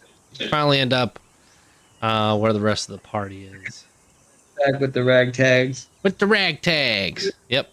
They, from what I can tell, these footsteps go to all the mounds we seen last night, at least to where all this dirt has been fixed. And I see them. I see them. They kind of lead up to these stones, and obviously you've made your way back here. So you were following them, and are they leading up on top of the spire, or do they? Is there any more? Yeah, it looks like they just trail to each individual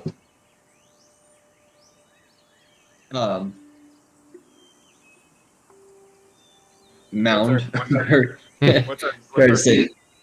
what's our scene on top of here, DM? So as you guys enter into the actual technical crypt area of the graveyard, the two gargoyles, they're sitting there. You can see that there's candles all at their feet that have been lit and just kind of like wax hanging off the side of the wall there. You do see in a very orderly fashion a total of seven crypts, or seven, sorry, coffins that are spread out in a circular fashion, along with some urns. Those are broken urns that you can see in the side here. Some bones are outside of them, but one major feature that you see here is that all of the coffins are open and out of their graves. Now, So let me move you. Yeah, there you go. So we can see that. So these were actually, these coffins are out of their graves. So is there holes next to these coffins where they were dug up and brought up onto the surface? Is that what I'm deducing? Yeah, it looks like they're just sitting on top of the mounds that were dug up out of. Where they should have been. Okay, Yeah. all right, I see. That's why I was just trying to get a visual, because our avatars are kind of big there. Okay. I'm gonna go up to the first coffin here that I see, and I'm gonna look at the lid and see if it's got scribed into it any kind of name on it, like the MC was on the other one. Okay. Gotta roll. Roll for 20. No, this is D&D. We just do whatever we want with no consequences. Yep. 3. 3. I mean, you see some letters, but you can't really make them out. Looks like they're kind of crappy and worn. Pugo. All right, Pugo, check the lids. It seems they got something on them. I'm gonna go to the one next to me, and I am going to try and read that lid. Go for it. Ooh, 17. It says MC.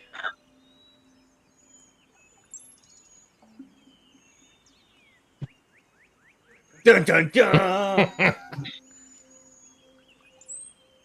It's a McCoffin.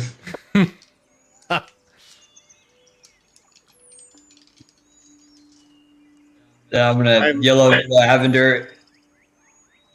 This one says MC. Come look at this one that I got here. I can't hardly make it out. Is it the same? Ventrella, what is the one nearest you say? I'm gonna open it, see what it says. 11. MC. Well, I got a 1 on my second coffin.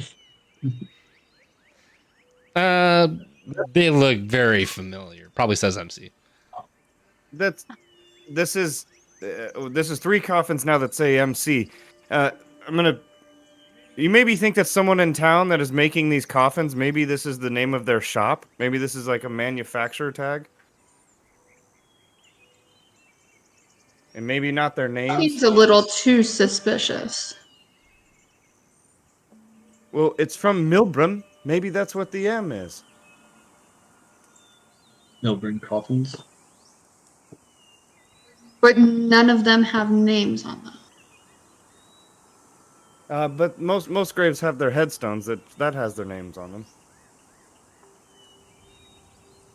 What the heck? I'm gonna do a detect magic. All right, Hey, now we're D&Ding. Here, let's give you a roll. let's go.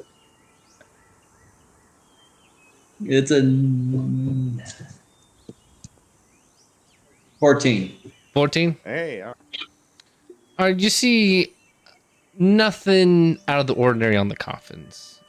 Just like yesterday, aka last week when you guys were here, um, the candles, of course, have the magic that's on them. These are magical candles that burn for weeks on end. So they go yep. out at the time that they need to, they turn back on at the same time, so that way it preserves the candle for the longest period of time. You do notice a faint glow on the gargoyles themselves and on the urns, but other than that, there's nothing really too out of the ordinary. And the urns were broken, you The said? urns are broken. Yeah, they're shattered. Both of them.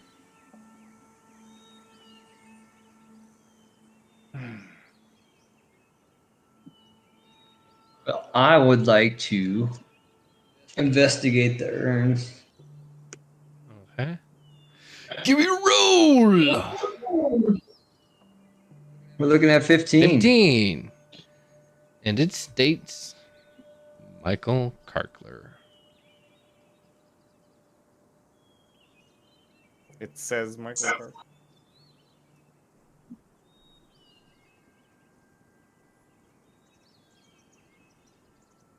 Oh, I'm gonna definitely gonna turn around and yell back to the group.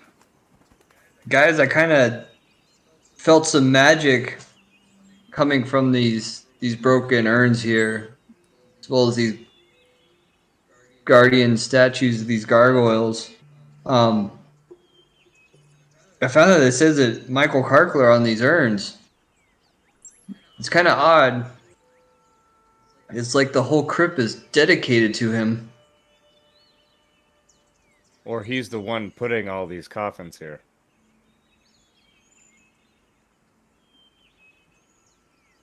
Hmm.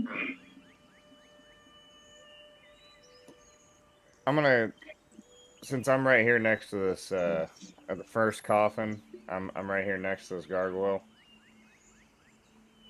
I'm gonna. There's nothing that really leads me up to it. Shit.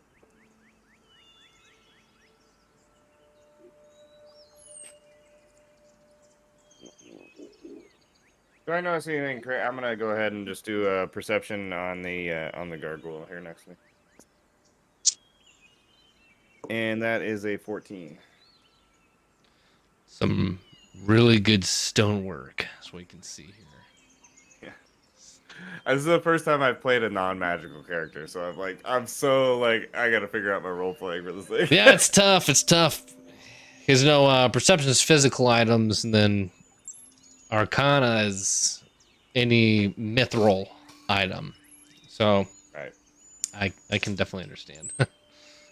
Yeah, But- it's a little tough. I mean, it's great craftsmanship as far as what you can tell. A little bit of admiration goes for him because it takes a very talented mason to make something like this. But yeah, definitely a gargoyle. Uh, Probably based off of an older age, as one of the first stories that I sent out to the group before we started. It's based off of the old archetypes of magic, where it was like gargoyles, werewolves, um, elves that lived for thousands of years, things like that. So you can see that this is kind of what that follows of that once time of ancient magic. I wanna say that this amount of craftsmanship, it inspires me because I want to do a little bit of game mechanics here. It actually inspires me because at level 3 I choose a proficiency with some artisan tools of my choosing, and that this really inspires me to want to pick up masonry, and that next time I get a chance, it just kind of sparks that inspiration with me, and the next chance I get, I'd like to pick up some next time in town because I'm very interested in how beautiful this piece is. Heck yeah, this is cool. Do it. Anything and everything is possible in D&D. Yep.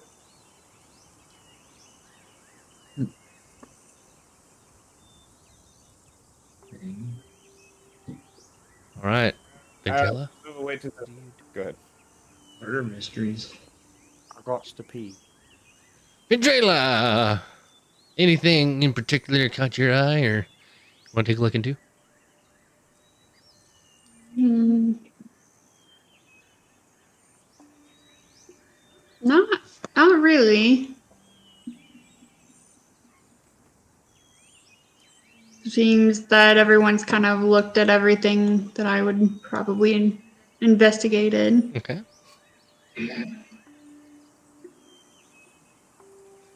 Hugo, any additional?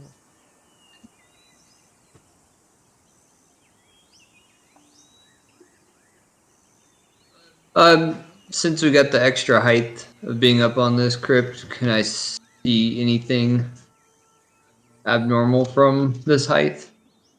Looking out back into the Like, graveyard? do you want to like just stand at the edge of the staircase there, or do you want to like climb on a wall or something, or how do you want to? It's at the edge of the staircase. Okay. No, you can see that it has a little bit of altitude to it, and it has different heights, of course. So the cobblestone area has been dug down a little bit, so you can kind of see like that information. The tree all the way back to the top here. You know, these bloodstains are still here. Or you can see like drag marks, still from that distance. So, oh, that's what I see. 1, 2, 3, 4, 5. Yeah, I mean, I'd still be able to see that. That's like 400 feet.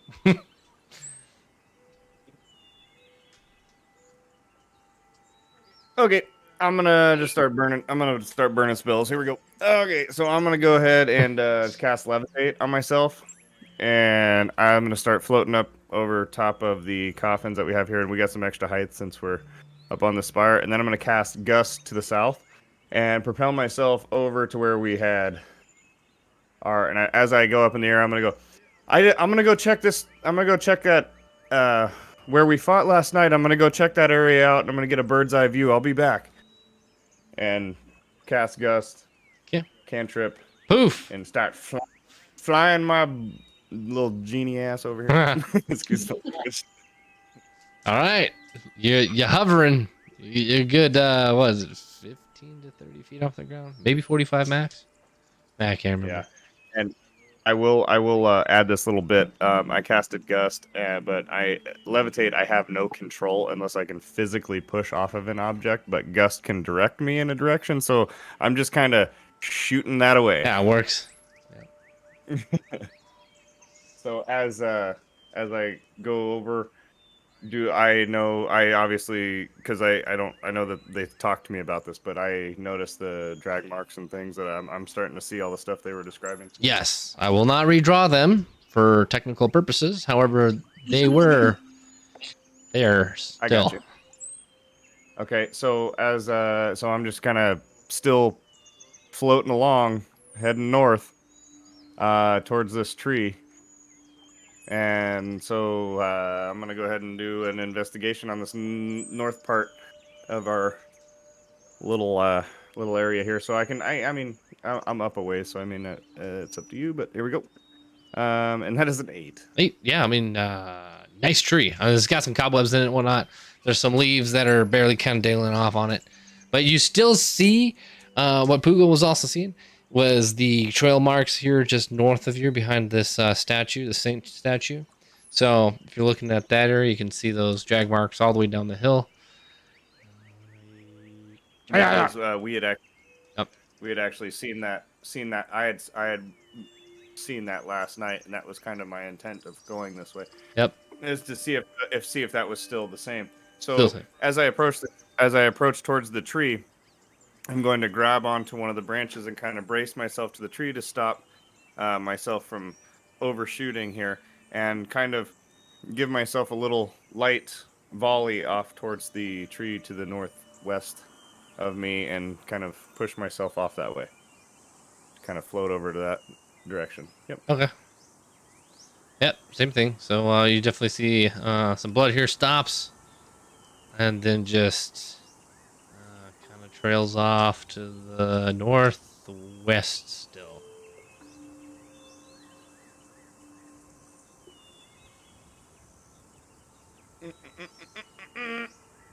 Okay. At this point, I'm not gonna. I'm definitely convinced of that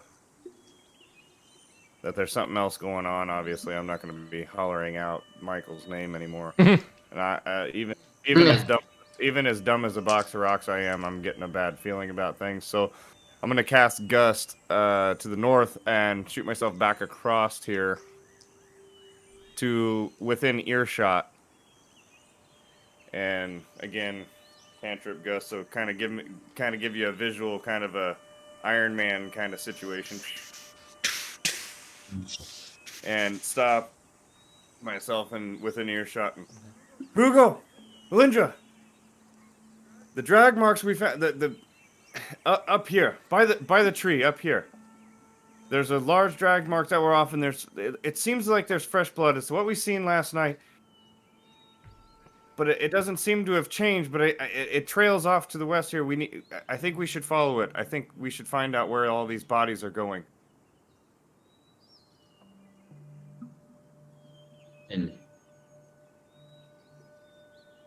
I'm gonna scurry across the little mound here. Okay. I'm just gonna follow behind. Okay. All right. So you guys all go to investigate. Wish I could fly. All over this yonder area, right? Yep. Follow those drag marks. Do you say that? Did you say that? I wish I could fly out loud, or was that OOC? That was off. Off. Okay, too bad. I had something for that. Okay, go ahead. So I'm gonna go ahead and so like I said, we're in this area. I'm again drag marks heading off to the north. I'm wanting to follow that, so I'm gonna lightly poof, a little gust situation going on, Okay. following that drag trail. All right. So you guys all want to go on the drag trail adventure? Sure. Drag trail. Drag. Is there anything special I can investigate with these drag marks? I mean, you can do like a medicine check if you want, I guess. But I mean, Vendrella kind of already did that with the Age of the Blood. Right. Okay. Ooh, Sorry. Off we go. if you want to, you could do a nature check. Yeah, I'll do a nature check. See if there's anything funky around here. That is a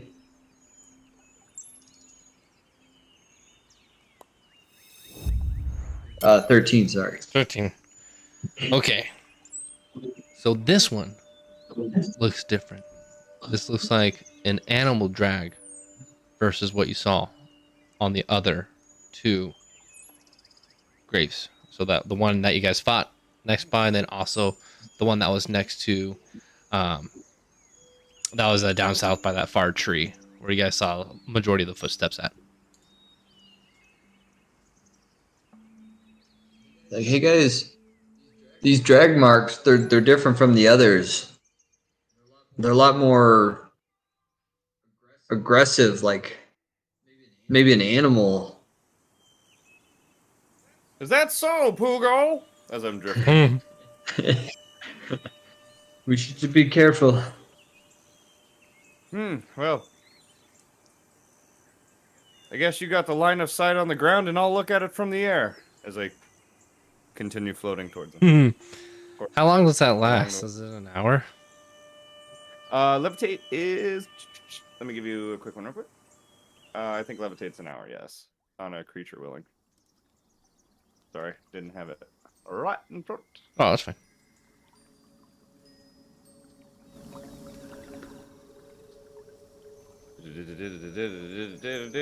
Duration up to 10 minutes. And it requires concentration, so I can't do anything else but the cantrip. No. All right, so you guys, we're basically gonna go off map now here. Actually, I can show you. I will bring you over to the main map. Where did the main map go? It somehow got deleted. You're on main map. Looks like it did get deleted. Okay, so you guys are heading up to the northeast, and in the northeast, this has. It goes towards the Elder Forest. So you guys go to the crypts first, then Elder Forest as far as location is concerned. And then someone give me a history check. I went 18. At 17.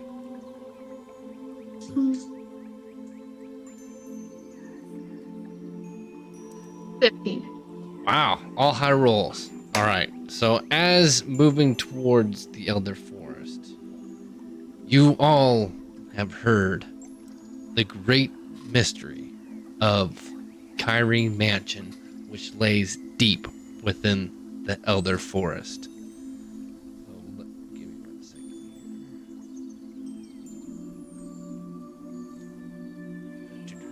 here. Kyrene, as in Kyrr or RE. Yeah, Kyreen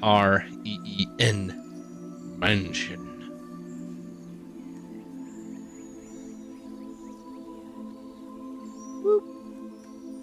Let's do it.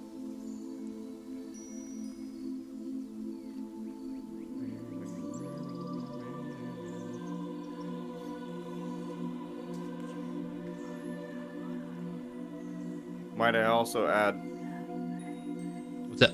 to the party, in character. I know I've led you guys on this, on trying to find Michael, and I know it's been a bit of a rush, but I just can't miss the start of the race for the Nythul seed, and I just want to get this done as quickly as possible. We only have 2 more days now. Right? 1 more day. Day 2. Right. I thought it was 3 days, my bad. I had it written down as 3 days for some reason.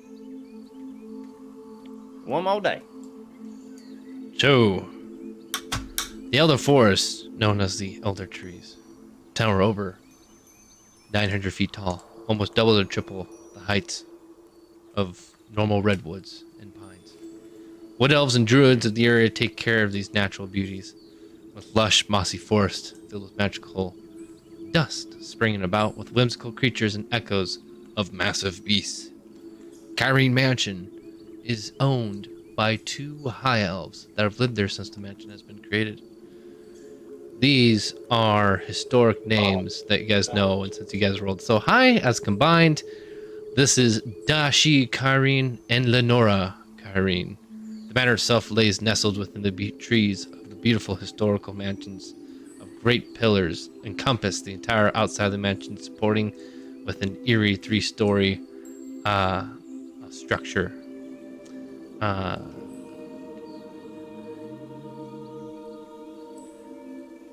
As you continue north, east,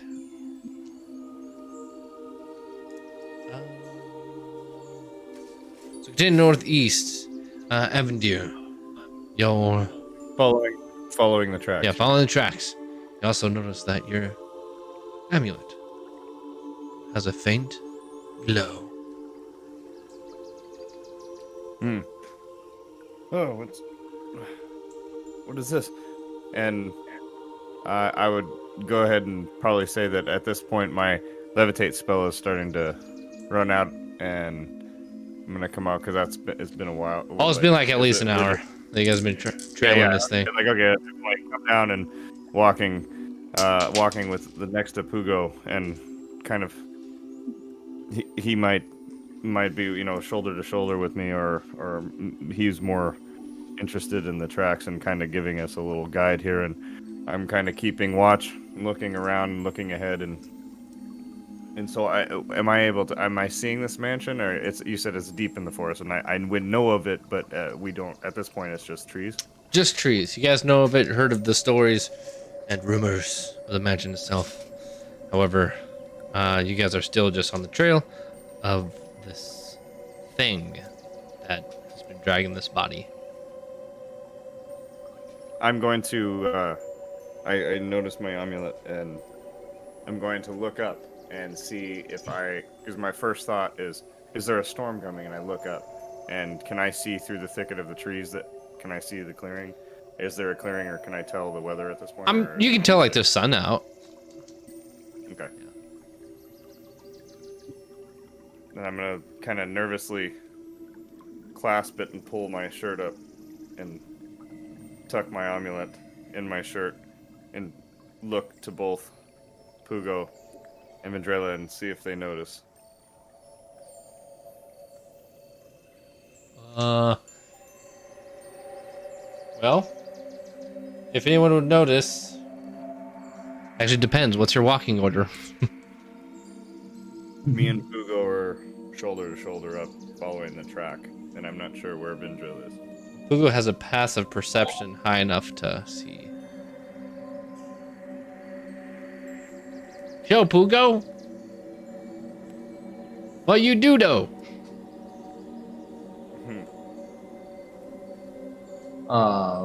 Maybe, As we were walking along, I'm gonna notice the shirt hug and be like, "Was your necklace glowing?" No, it's like it was back at the end when I get angry and I got upset with my father and some of the ruins of my skin started to glow. I say, and deception check. Thank you. Yay.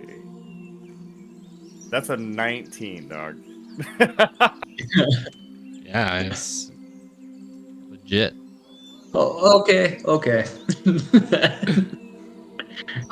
Does this mean I heard this and believe him? Yeah. Yeah, that's like 19, that's a good lie. yeah, you can't. That's really good. All right. Well, you guys keep following the tracks. Find the end of this track. Okay.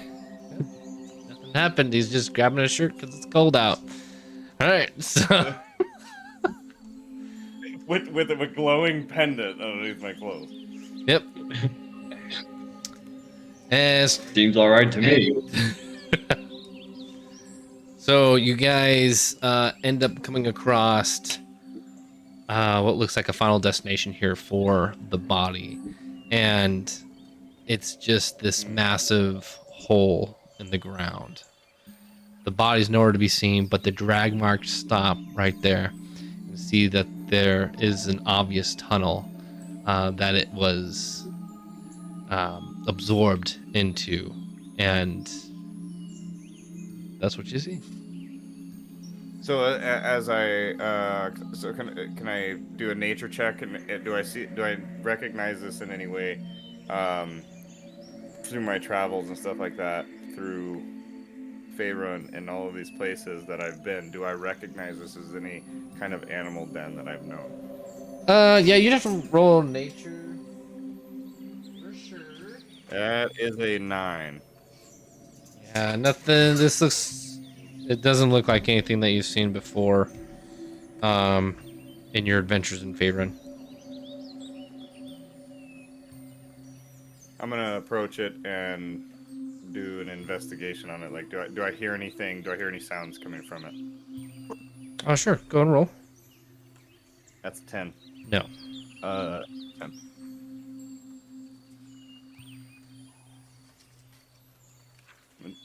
Turn back, Pugo. So it's we as you described, we can see that the drag marks lead into the hole, or is that they stop right there and they're just gone? You can see that it was obviously dragged into the hole. Yep. Gone down. Well, what do you guys think? Looks like it went down. Should we go down?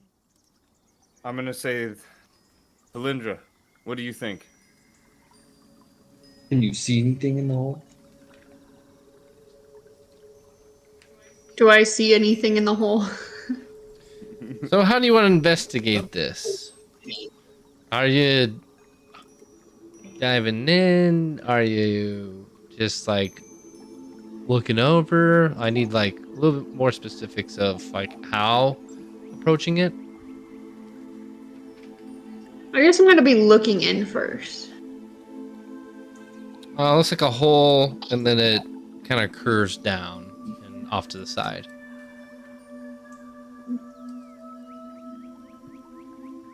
I don't really see anything, but it does curve off to the side here. I want to say that we don't do a lot. I'm not much of a hunter, usually in cities with my father and doing our trading and stuff. But from what I've heard from some of the fur merchants and the hunters that work for them, that I think and I know that live animals or creatures would not be eating the dead. So I think that maybe we might be on the right track to Michael here. If he's still alive, they might have dragged, and it doesn't make sense that an animal would come after an undead. It must be a live person that this animal went after. I would have to agree with that. Well, and if that's the case, they need our help. And I'm going to start to walk towards the den. Towards the what? Into the hole. Said into the hole. All right, into the holes you go. Boss music. Boss music. Let's see here. All right, it's pitch black. You guys are down the hole. What do you do? I need some help here. I can't see anything. Can I see? Yeah, you have 60 Yeah. vision. You can see everything. Every time. Yeah. What do I see? It's a tunnel. It's like a tube tunnel. Two times? Just a tunnel. Tunnel. We have tubes of tunnels, and just kind of Belindra, going through. is there any more drag marks in here? Does it just stop, or I can't hardly see.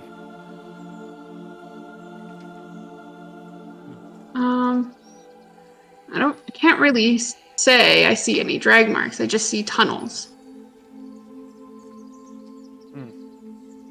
I'm gonna get down on my hands and knees and kind of close my eyes and go a little zen and try to feel around and feel if I feel any divots or drag marks. Because Okay. I can't. Okay. Yeah.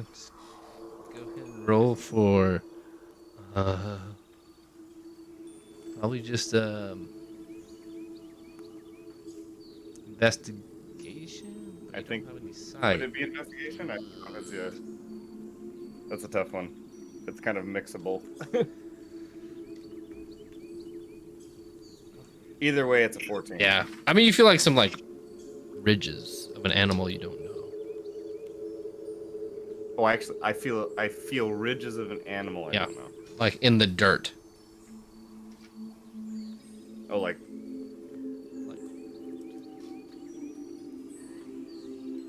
I'm touching the animal.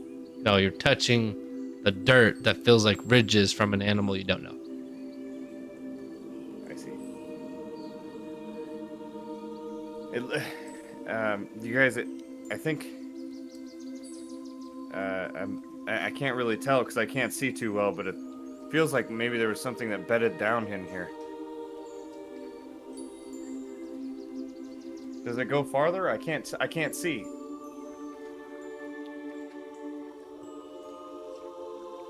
Yeah, you're leading the pack there, Ventrella. I want to use my divine sense. Okay, can you read out the description here for me for Divine Sense? You know the location of any celestial, undead, or fiend within 60 feet, but not its identity or any place or object that's consecrated or desecrated. Dang. You do not sense anything. Uh-oh. I don't see anything here. It's just a tunnel. Will lead us on. Does it go deeper? I think I fear that someone needs our help. I mean, this is a situation. I know that I have questions for this Michael Karkler, but still, we're here to save a child, and there's something obviously alive that's been dragged into this tunnel. We must go further. Please, Pugo, maybe give us some light so we can see.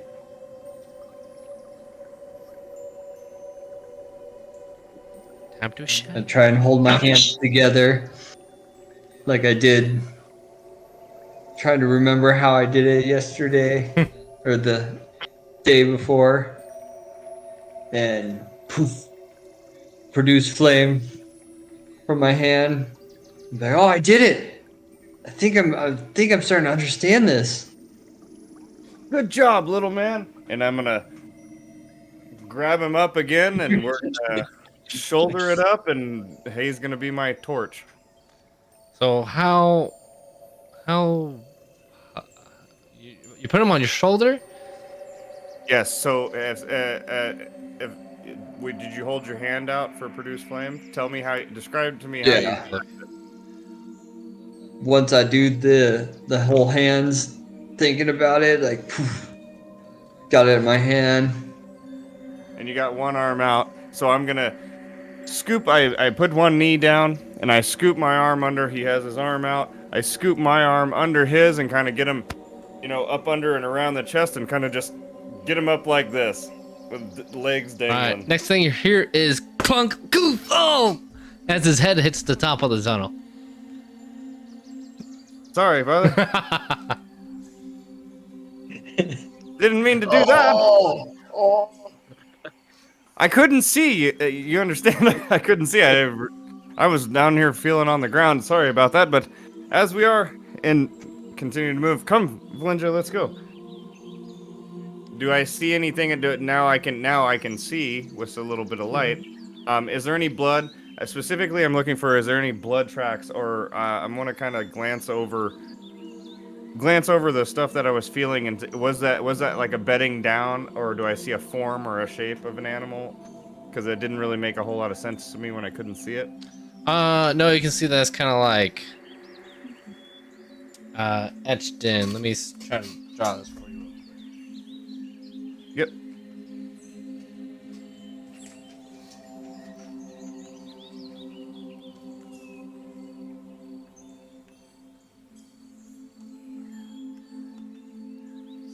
So the tunnel, what you're feeling was these like etches. Got it. Yeah. So I'm just gonna. Shall we go, Pugo? And start to head down the tunnel. Valinja, don't get left behind now. Yeah. If I could. What's that, Valinja? If I could ever.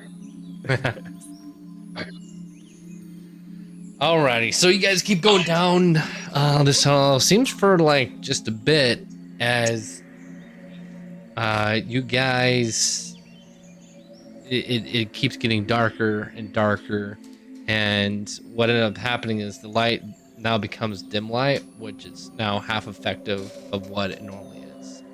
So you guys are out of the way from the entrance, and now in complete darkness.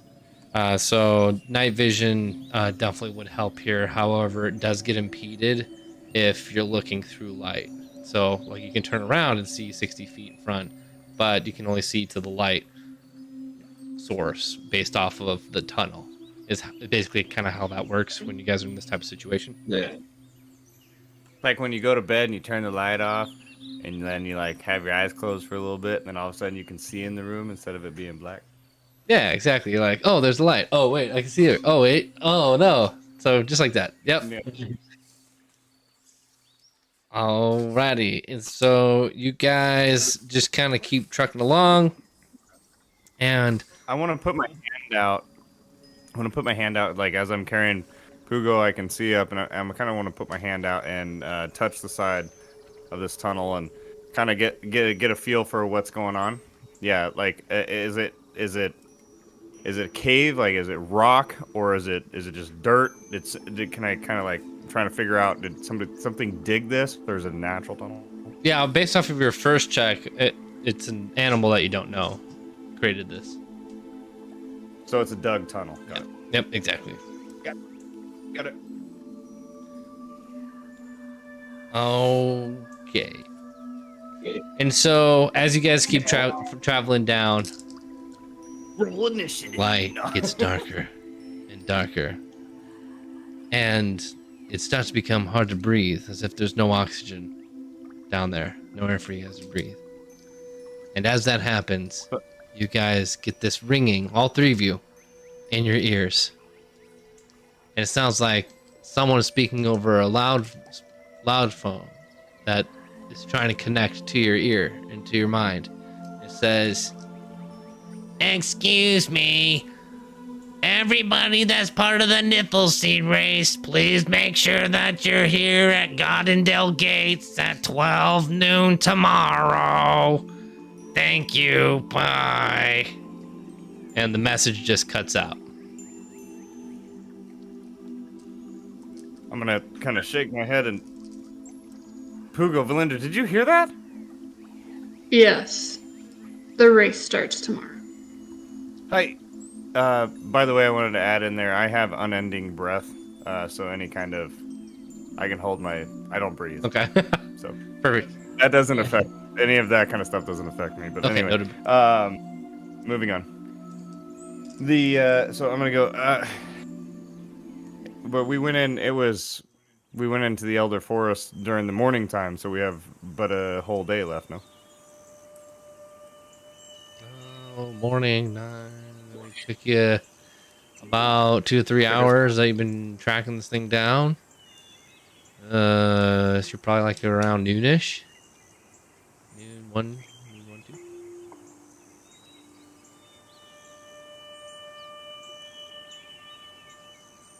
What do you say, Pugo?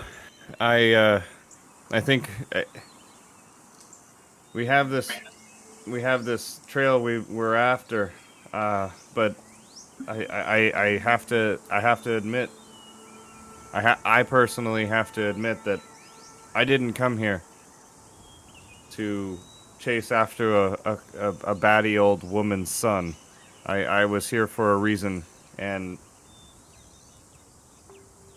I'm participating in this race, no matter if we save Michael or not. And be trying to get a little bit of air. So I'm starting to get a little woozy from lack of air. Like Mike said, when you get that thing, that was definitely right in the ear. I don't know how far this tunnel goes.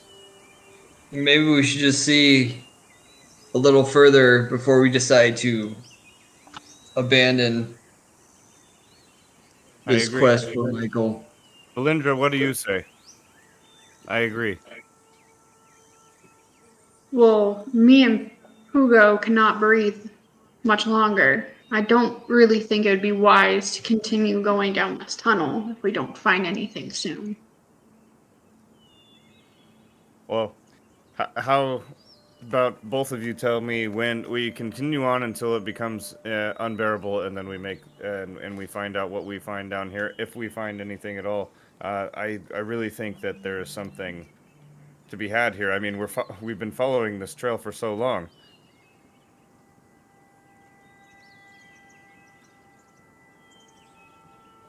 Onward! All right. You guys. Keep on trucking. Keep on trucking. What's up? Oh, I just said keep on trucking along. Duck my head down and make sure Pugo's not going to scrape his head on the roof. Okay. Sounds good. Alrighty. There. All right, so you guys keep trucking down that same tunnel, and this tunnel actually splits into 3. There's one directly in front of you, one to your left, and one to your right. At this point, the light is flickering as it can't stay on anymore. There's almost no oxygen. It's really hard to breathe like at a high altitude where you're kind of like wheezing with breathing in. And so, which tunnel do you guys want to look into? I'm going to really quickly. I'm going to say, Pugo, stay here a second, and lean down and set him down.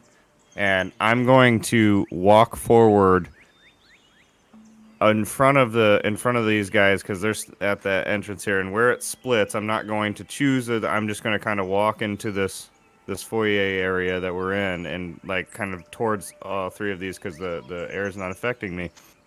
And while I have my back to them, I'm going to open my shirt and look down at my amulet and see if it's changed. You can see that's not glowing anymore. With all the twists and turns underneath the tunnel that you guys have been like kind of going through, you really don't know what direction or where you're at. I'm gonna come back to them and Pugo, I don't think you guys can follow me down here. You guys can't breathe. It seems the air is getting thinner and thinner as we go. It seems that we're going down, but the air is getting thinner as if we were climbing and scaling a mountain or something. Yeah, it's getting hard to breathe. I can barely keep this light on. Yeah. Do I see anything specific down any of these tunnels?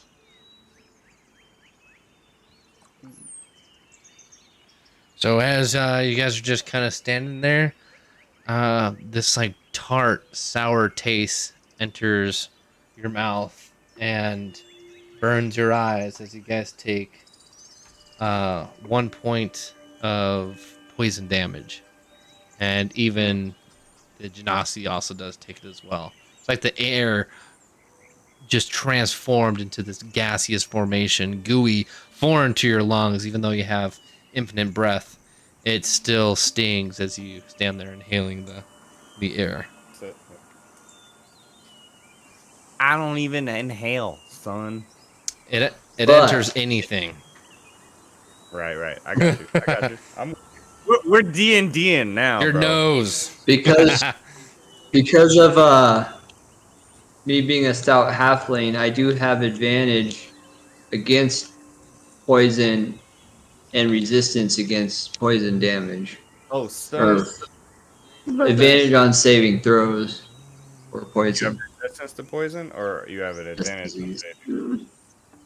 I have advantage on saving throws against poison, and I have resistance against poison damage. Okay, so you take half, which would be 5, but that's the weird thing about lower numbers is it is half, but it's half rounded up, always for damage. Right. So it's like still 1. So, Yeah, we can't get any lower than 1. It's basically what D&D 5e says is you can't go below. I mean, you technically can go below 1, which is death, but for damage dealt, essentially is what they're saying. yeah. Yeah, so I'll definitely keep that in mind though. So you guys kind of all get the same sensation and everything, and we gotta do it. You guys kind of like staying down here, or Does anybody have a recall potion? I'm just kidding. That's OOC. well, no one went shopping, so I mean I don't know what to tell you guys. Yeah. I was upset that I just spent 15 gold with him, and he didn't give me crap. Listen, you went to a pawn shop and tried to barter for words. No, you didn't even try to buy anything. 15 gold's pretty solid. Anyway, that's a good information buy. Anyway, I'm gonna go to the party. Valindra. I think I'm gonna have to side with you here. Pugo, he can barely keep himself standing up and taking this, then keeping our light. As soon as if we go any farther, Pugo's not going to be able to provide light, and I'm basically going to be blind down here. Do I see anything down those tunnels?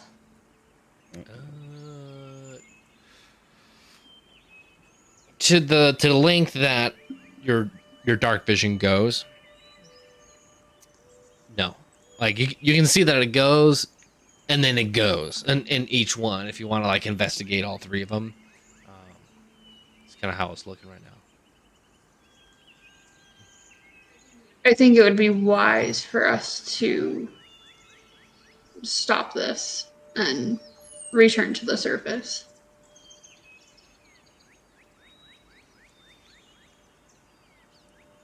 Okay, Pugo. Do you think you can manage the light all the way back? If not, we may need our friend here to lead us out.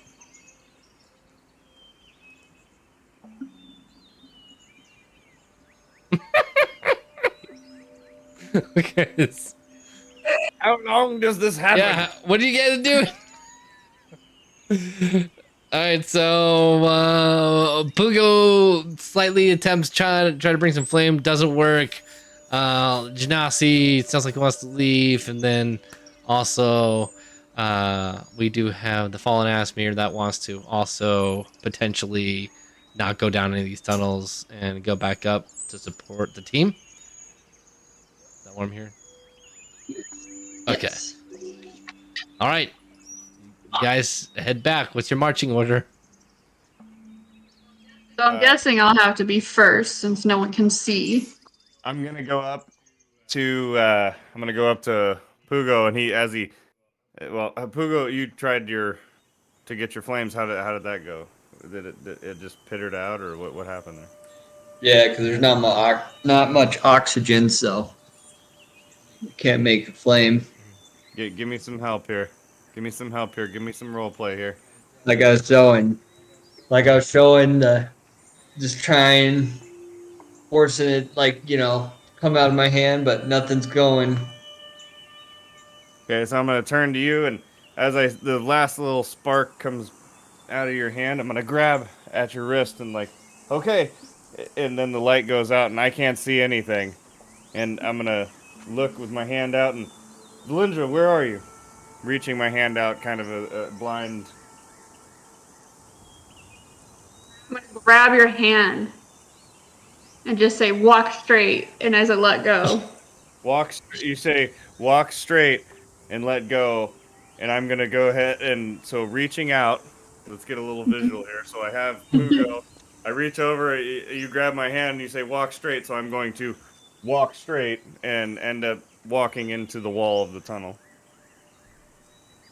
And Valindra, where are you? Pugo, can you? And I'm gonna be turning around, kind of dragging Pugo around as I'm turning around, There, tastes bad. So I'm gonna use my cantrip, which is light. Isn't it light that we found? Yeah. Yeah. So I can touch any one object. And it lasts for 1 hour, and it's within any 10 feet of any dimension. I think it shines a light bright enough for a 20-foot radius. There you go. Okay. Yeah. So It's basically the light spell, but the Asmir get it as a cantrip. Yeah. Okay. I'm cool with that. Yes. Valindra, where are you? So you guys got ample light now. No fire that needs oxygen. This is like a magical divine light that's sprouted from any object that's touched. So you can touch like the end of a stick and it'll glow brightly for X amount of time. I think actually it's concentration until you turn it out, basically. Because a cantrip can technically just keep. it says it lasts for 1 hour, but I can also end it at any time. Perfect. Yeah. And so that's a fun thing about cantrips too is you can technically just be like, yeah, I want it to last for 5 hours, and it'll last for 5 hours because you just be like, oh well, I recast it real quick, or you know, and we just like say for bygones be bygones, you got it for 5 hours. So, but yeah, so you guys have it lit.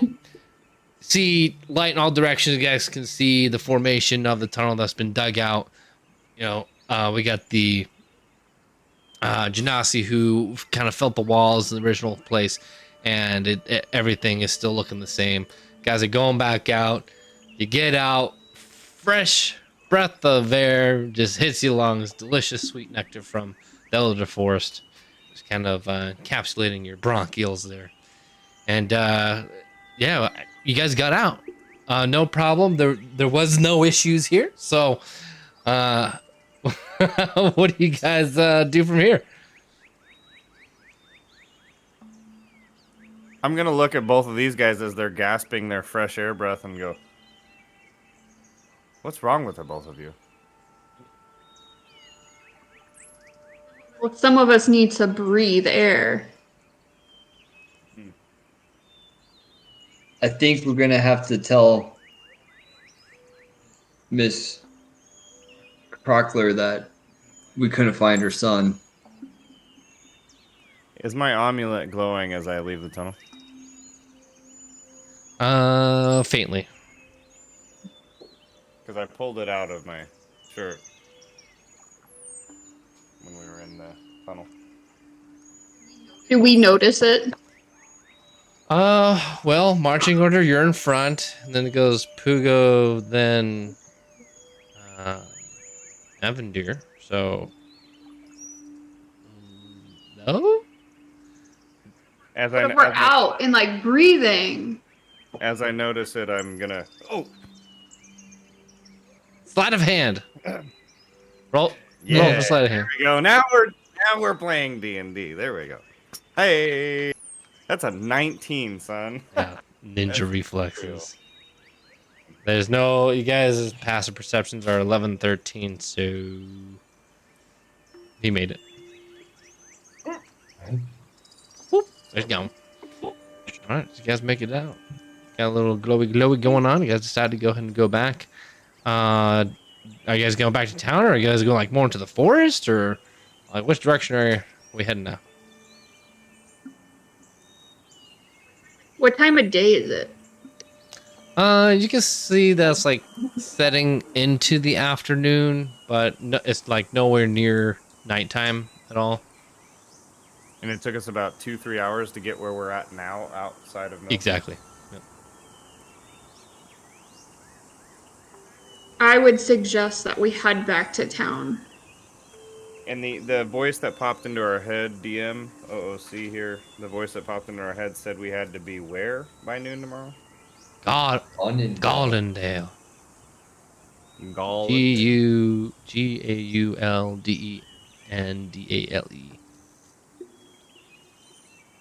The gates of Galdendale. Please be by the gates of Galdendale by noon tomorrow. Thank you. They're hanging up an old phone. Do you guys looking at both of you guys, and do either of you know of Gollendale? I'm new to this region. I've never heard of it. Nor have I. It seems we have a quest. No. No, I'm just kidding. That was OC. Sorry. Who should go buy a map? Who do you think we should? Yeah. Who? That makes sense now. Wait, what? Who better to sell a map than a pirate at a pawn shop? All right. Bing, light bulb. So it's basically the sun's starting to set. It's a long journey back. It's starting to get late in the afternoon, and everything's kind of like setting down, like you guys experienced last night, where the lights are starting to get lit by the light keeper. I can't remember what that person's called. The that has the giant snuff thing with the torch on it, or whatever. But anyways, that guy back in the olden days is starting to light all the Yeah. lights there, so that way there can be light in the evening. And yeah, so we got the bustling wild running that's going, and got an option. Huh? I want to talk to these guys, and I want to go. I think I'm gonna talk to Miss Karkler on our way into town, if it's all right with you guys. I think she needs to know that her son was dragged into a tunnel in the middle of the Elder Forest. That's the only explanation. What do you say? You think she'll believe it? I think she'd believe that the sky is purple if we told her. So why even bother? Well, it's the right thing to do. Just Why because it's the right thing to do does not mean you should do it.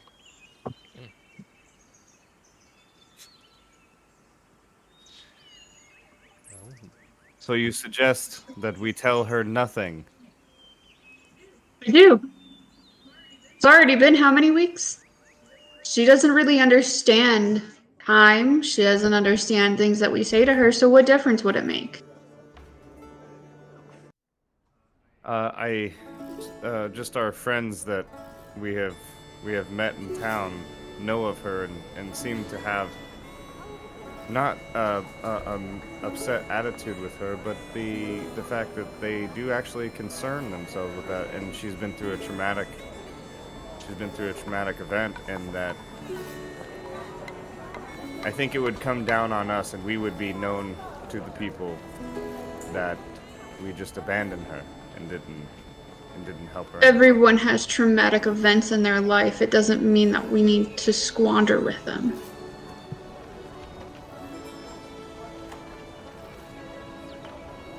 And I'm just gonna kind of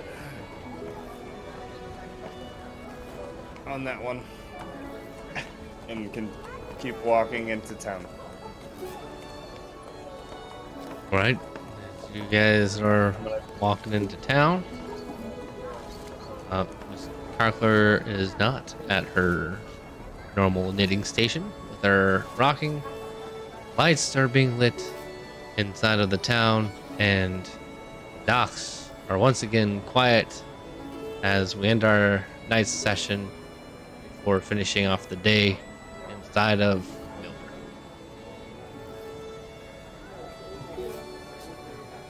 Beep boop.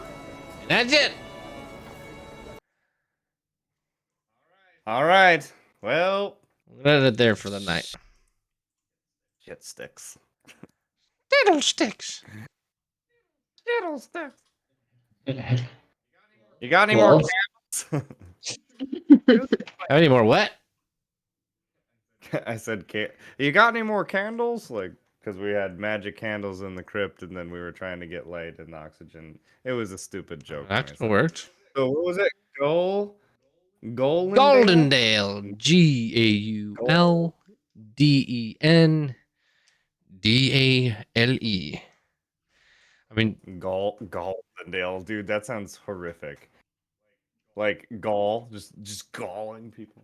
it's Elvish, so you take it up with them, not me. Yep. Fair enough. Well, we were close. We were in. Welcome the to forest. Goldendale. Yep. So, I mean, you guys could have just taken some candles from the crypt if you wanted to, based off of what Spencer just said. If you wanted, I mean, that's an option. yeah. You could have took the gold or copper and silver too. Oh, yeah, I forgot about that. That's also another option. This is D&D. The options are limitless. It is the potential. You still trying to find your footing. Yeah. It's all right. Ask every question for everything. That's what I do. I'm just not good at the mystery parts of us searching for the kid. Yeah, you guys ran with that for a bit. It's you guys don't have to go for directives either. You can do really whatever you want. Right. So I like to play based on my mood, and then my character becomes that. So if I had like a bad day at work, I usually try to kill an NPC. Or if I had a really good day, usually I try to buy like a store. Like I'll try to buy the Pirate Scurvy pawn shop out from underneath Right. him, or hire a mob boss to sell it to me by shaking him down. So I mean, there's definitely options, you know, of how this Yeah, could definitely all play out. So yes, Sarah, just have definitely have fun with it. There's so many options, like it's nuts. It's just Basically, if you think like if like he's saying there's so many options, if like I'm digging the hole down there and you're just like this idiot and you want to kick me in the back of the head and the pole in the hole, like you can do that. You can do whatever. Like we don't have Right. to have like the commutative group that we have outside of D&D in the normal world. Like we don't have to be nice. We don't have to be mean. We don't have to, you can do your character just like as apparently like she doesn't have disdain for children, but she's definitely got a very straightforward attitude on life mm, of like very like I do directive. like that. So Yeah. like like you guys are just wasting your time. That's just freaking retarded. I mean, you can just say that. I mean, and just be like, all right, I'm done with this. I'm over it. I'm leaving. Bye. Or what you know what I mean? And then we have to try to react to that. Yeah. Yeah. I don't know yet. Well, I'm just. Yeah. I have an idea of my character and the way that she is, but I don't know how to fully put it all out there. The So- beauty of that is it evolves over Actually, time. question for you first. So the best way to figure that out, and this is why they put it in the book, is these right here. So on your paper, it's your personality, ideals, bonds, and then your flaws. So Yeah, I got that on okay, there. okay. So Mhm. they did that specifically just for role playing, so that way you can keep within like the confines of like, oh, I'm a pirate, but I'm a good pirate. So I'm like Robin Hood. I steal from the rich and give to the richer. So it's like, but I'm that's my flaw, is like I have a weird concept of money. So like that's all that it was based in the book is what. Like I kind of have that. So just Well, it's like just to give you an idea and a little tip is that specifically it's really just built for role playing. But if you want to make up your own stuff, like do it.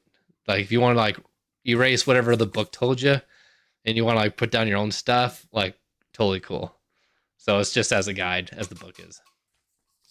Right, and like that's kind of like as an example of that is like we were out by last night at the crib, and this storm started to roll in, and I wanted to keep investigating and do what we were going to do that night. But my honor as a warrior and a fighter, or excuse me, as a fighter, I was trying to.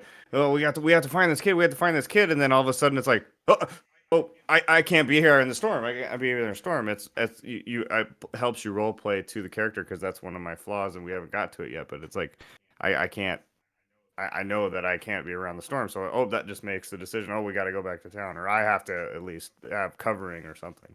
Listen, I like the sassy fallen Asmir. All right, so I think it's a good play I on love it. character. I love To be completely honest, like I think it's being Yeah. played well. So, we just want to give you. Since out of character, I know her backstory. So it's like, yeah, she's playing it pretty close to what she came up And that's with. what I thought too. That's why I'm just like, yeah, go for it. Dive deeper into that because it's good. Like it's good stuff. So, if you need to that's why I like to have everyone send a backstory, is so that way you can read it to be like, okay, yes, like I'm following it right, or I want to do more of like, I mean, whatever you want to do, you can be as nasty as you want. Like it's completely up to you. So freedom. This is D&D's freedom. It's imaginary of freedom, which is great. So just have fun, and that's not just towards you, but also toward Darren and Spencer as well. Yeah, everyone gets to have fun. I get to have fun. Yeah. Just not Aaron. It's not Aaron. Here Hugo, you go. Hugo, he's got some growing to do, but Hugo keeps getting manhandled by Endeavor, so Yeah. I mean, it's kind of tough right now for little man to sprout his wings and fly on his own. yeah. I already hit the ceiling I just have to say, I just have to honestly say, there has been literally zero resistance to this at all. I'm just saying. Yeah. Listen, Well, I couldn't resist making it a short ceiling. Because the thing is I only go off of what you guys give me, and if you guys don't give me nothing, I'm gonna make random stuff up. So if you guys are like, hey, we got down there, how high is it? How deep is it? Like what type of dirt? Like Spencer was saying, or things like that. We can make it up and things, and then I'll base your question or your action based off of what you guys find. So yes, I make up a lot of things. However, if you guys want to carve out what you want, go for it. Like, oh, okay, like I want to know if there's a blacksmith that only does earrings in town, also known as a jewelryist person or something or whatever. Yeah, we'll figure it out. We'll make it. Or I'm not gonna just be like, oh yeah, by the way, there's a jewelry guy right next to the Right. right next to the tavern. I don't know. And there's one, and to feed on that point a little bit is just like to help with the role play a little bit, and like kind of going on what you're saying is that there's you'll notice as we go a little bit farther, like I'm the type of player, like taking this out of the campaign I'm the type of player I like to know everything. I want my DM to paint me a freaking word picture of like I need to be immersed in this. Like, oh well, it's just a tunnel. No, I'm like, okay. Okay, roll for investigation. What's under my feet? Am I crunching through grass? Is it cold outside? Is there wind blowing? Is there lights coming through the trees? What am I? Put me in that situation. Where am I at? What am I doing? Because that helps everybody, and we all now can kind of imagine ourselves in that scenery and have that, and we all have that going on, and that's where I want to just say, like, that's my play style. I like to ask a friggin' ton of questions. And it's like, oh, well, when I went in the door, like, perfect example, we went to the pawn shop and I'm like, well, what kind of door is it? I need to open a door. What kind of door is it? Does it have a handle? Does it have a thing? What kind of a door? So I like to get a lot of the descriptive stuff in there, but that's my play style where you may be a player that wants to just like, it's just like action, action, action. The little detail stuffs don't matter, but then you got another guy in the party like me where he wants to get the details, so it paints the picture for that situation to unfold, and we get to create all that based off of what Troy gives us for the environment. We get to just do whatever we want on that. Like you said, is there a guy who only makes earrings in town? Well, you may not be able to. You may go, oh well. When Spencer did his investigation check on the last time, he seen that there was 2 empty shops over there. What are those shops? And you kind of it kind of just plays off of everybody, and it's a lot of fun. I feel like if I the more I do it, it'll probably get easier. But yeah, it's going to be a little rough for me to like really get it right now. I think you're doing great. Personally, I think you're playing it well based off of your story. Yeah, personally, well, that's good. There's nothing rough about it. Yeah, I think we're going like we have a. This is just my opinion. Like I said, there's nothing rough about what we got going on. I'm actually enjoying it, and I think it's a lot of fun. And you guys are doing great for jumping in. You guys did a ton of backstory work and everything else, and I think it's, which I don't know, but I know from what you guys have, like, kind of like how long you guys put it together and stuff, and went out and invested in it. I'm super excited to see how it all unfolds. It's gonna go good. Dungeon Master tip of the day: doors don't matter unless you're in a dungeon. So. I just want to point that out. Okay, well, how am I supposed to angrily go in a place if I can't kick open a locked door? You just go in it. Like you knock, you go try the handle if you want. What it really comes down to is a dungeon, because that's where you get screwed or not. Is it a trick door? Is it a fake door? Is it a real door? Is the door locked? Is it booby trapped? Does it actually have poison on the handle? Oh, actually, it's just full of acid. Or does the door implode on touch? Dungeon doors versus regular doors, really different. Or was it not even a door at all, and it was just like the flesh of the monster laying up against the tunnel? Yeah, you touched its bunghole. Just right. Hey, it happens. Oops. So was the freaking Campbell? Was he holding a hook? What was I getting? Yeah. Yep. Okay. Like, you can see. I'm gonna try this as best without dropping dice everywhere. It's like Garr with its holding like a leather cap, Yeah. like with a handle in Just the a hook, really but crappy. and he's like, He's a really bad pirate. He's not even a pirate, well, but he's a pawn. anyways, he's a pirate, scariest pawn shop owner and operator. He's not a very big pirate name, I don't think. No. Well, I will ask this on closing, and we are capping this off. Audio, was it all right? Better. Yeah. More better. Way That's better. Yeah. what we're gonna use. Okay, moving on. Let me know, Troy, if it edits well. I will see if my We're still working on our two setup, so Kind of sucks not having a working laptop. That's okay. You know what? got some ideas in the works. Yeah, if you have a separate webcam, You can do two of them. dual it. And then what you would do is you would just use OBS, the program I'm using right now, so that way you can split your inputs and then have Discord just feed off of that. So that would work as well. It's an option. I thought of that just now. It would because I was work if we actually had a working laptop that actually worked well. Yeah.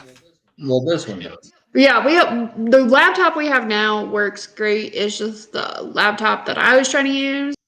Wasn't. No. It is the worst laptop that I could have ever gotten. no. Well, hey, at least you guys are trying. Still, this works too. I mean, I got you guys, your name set up above you guys, so it's nice.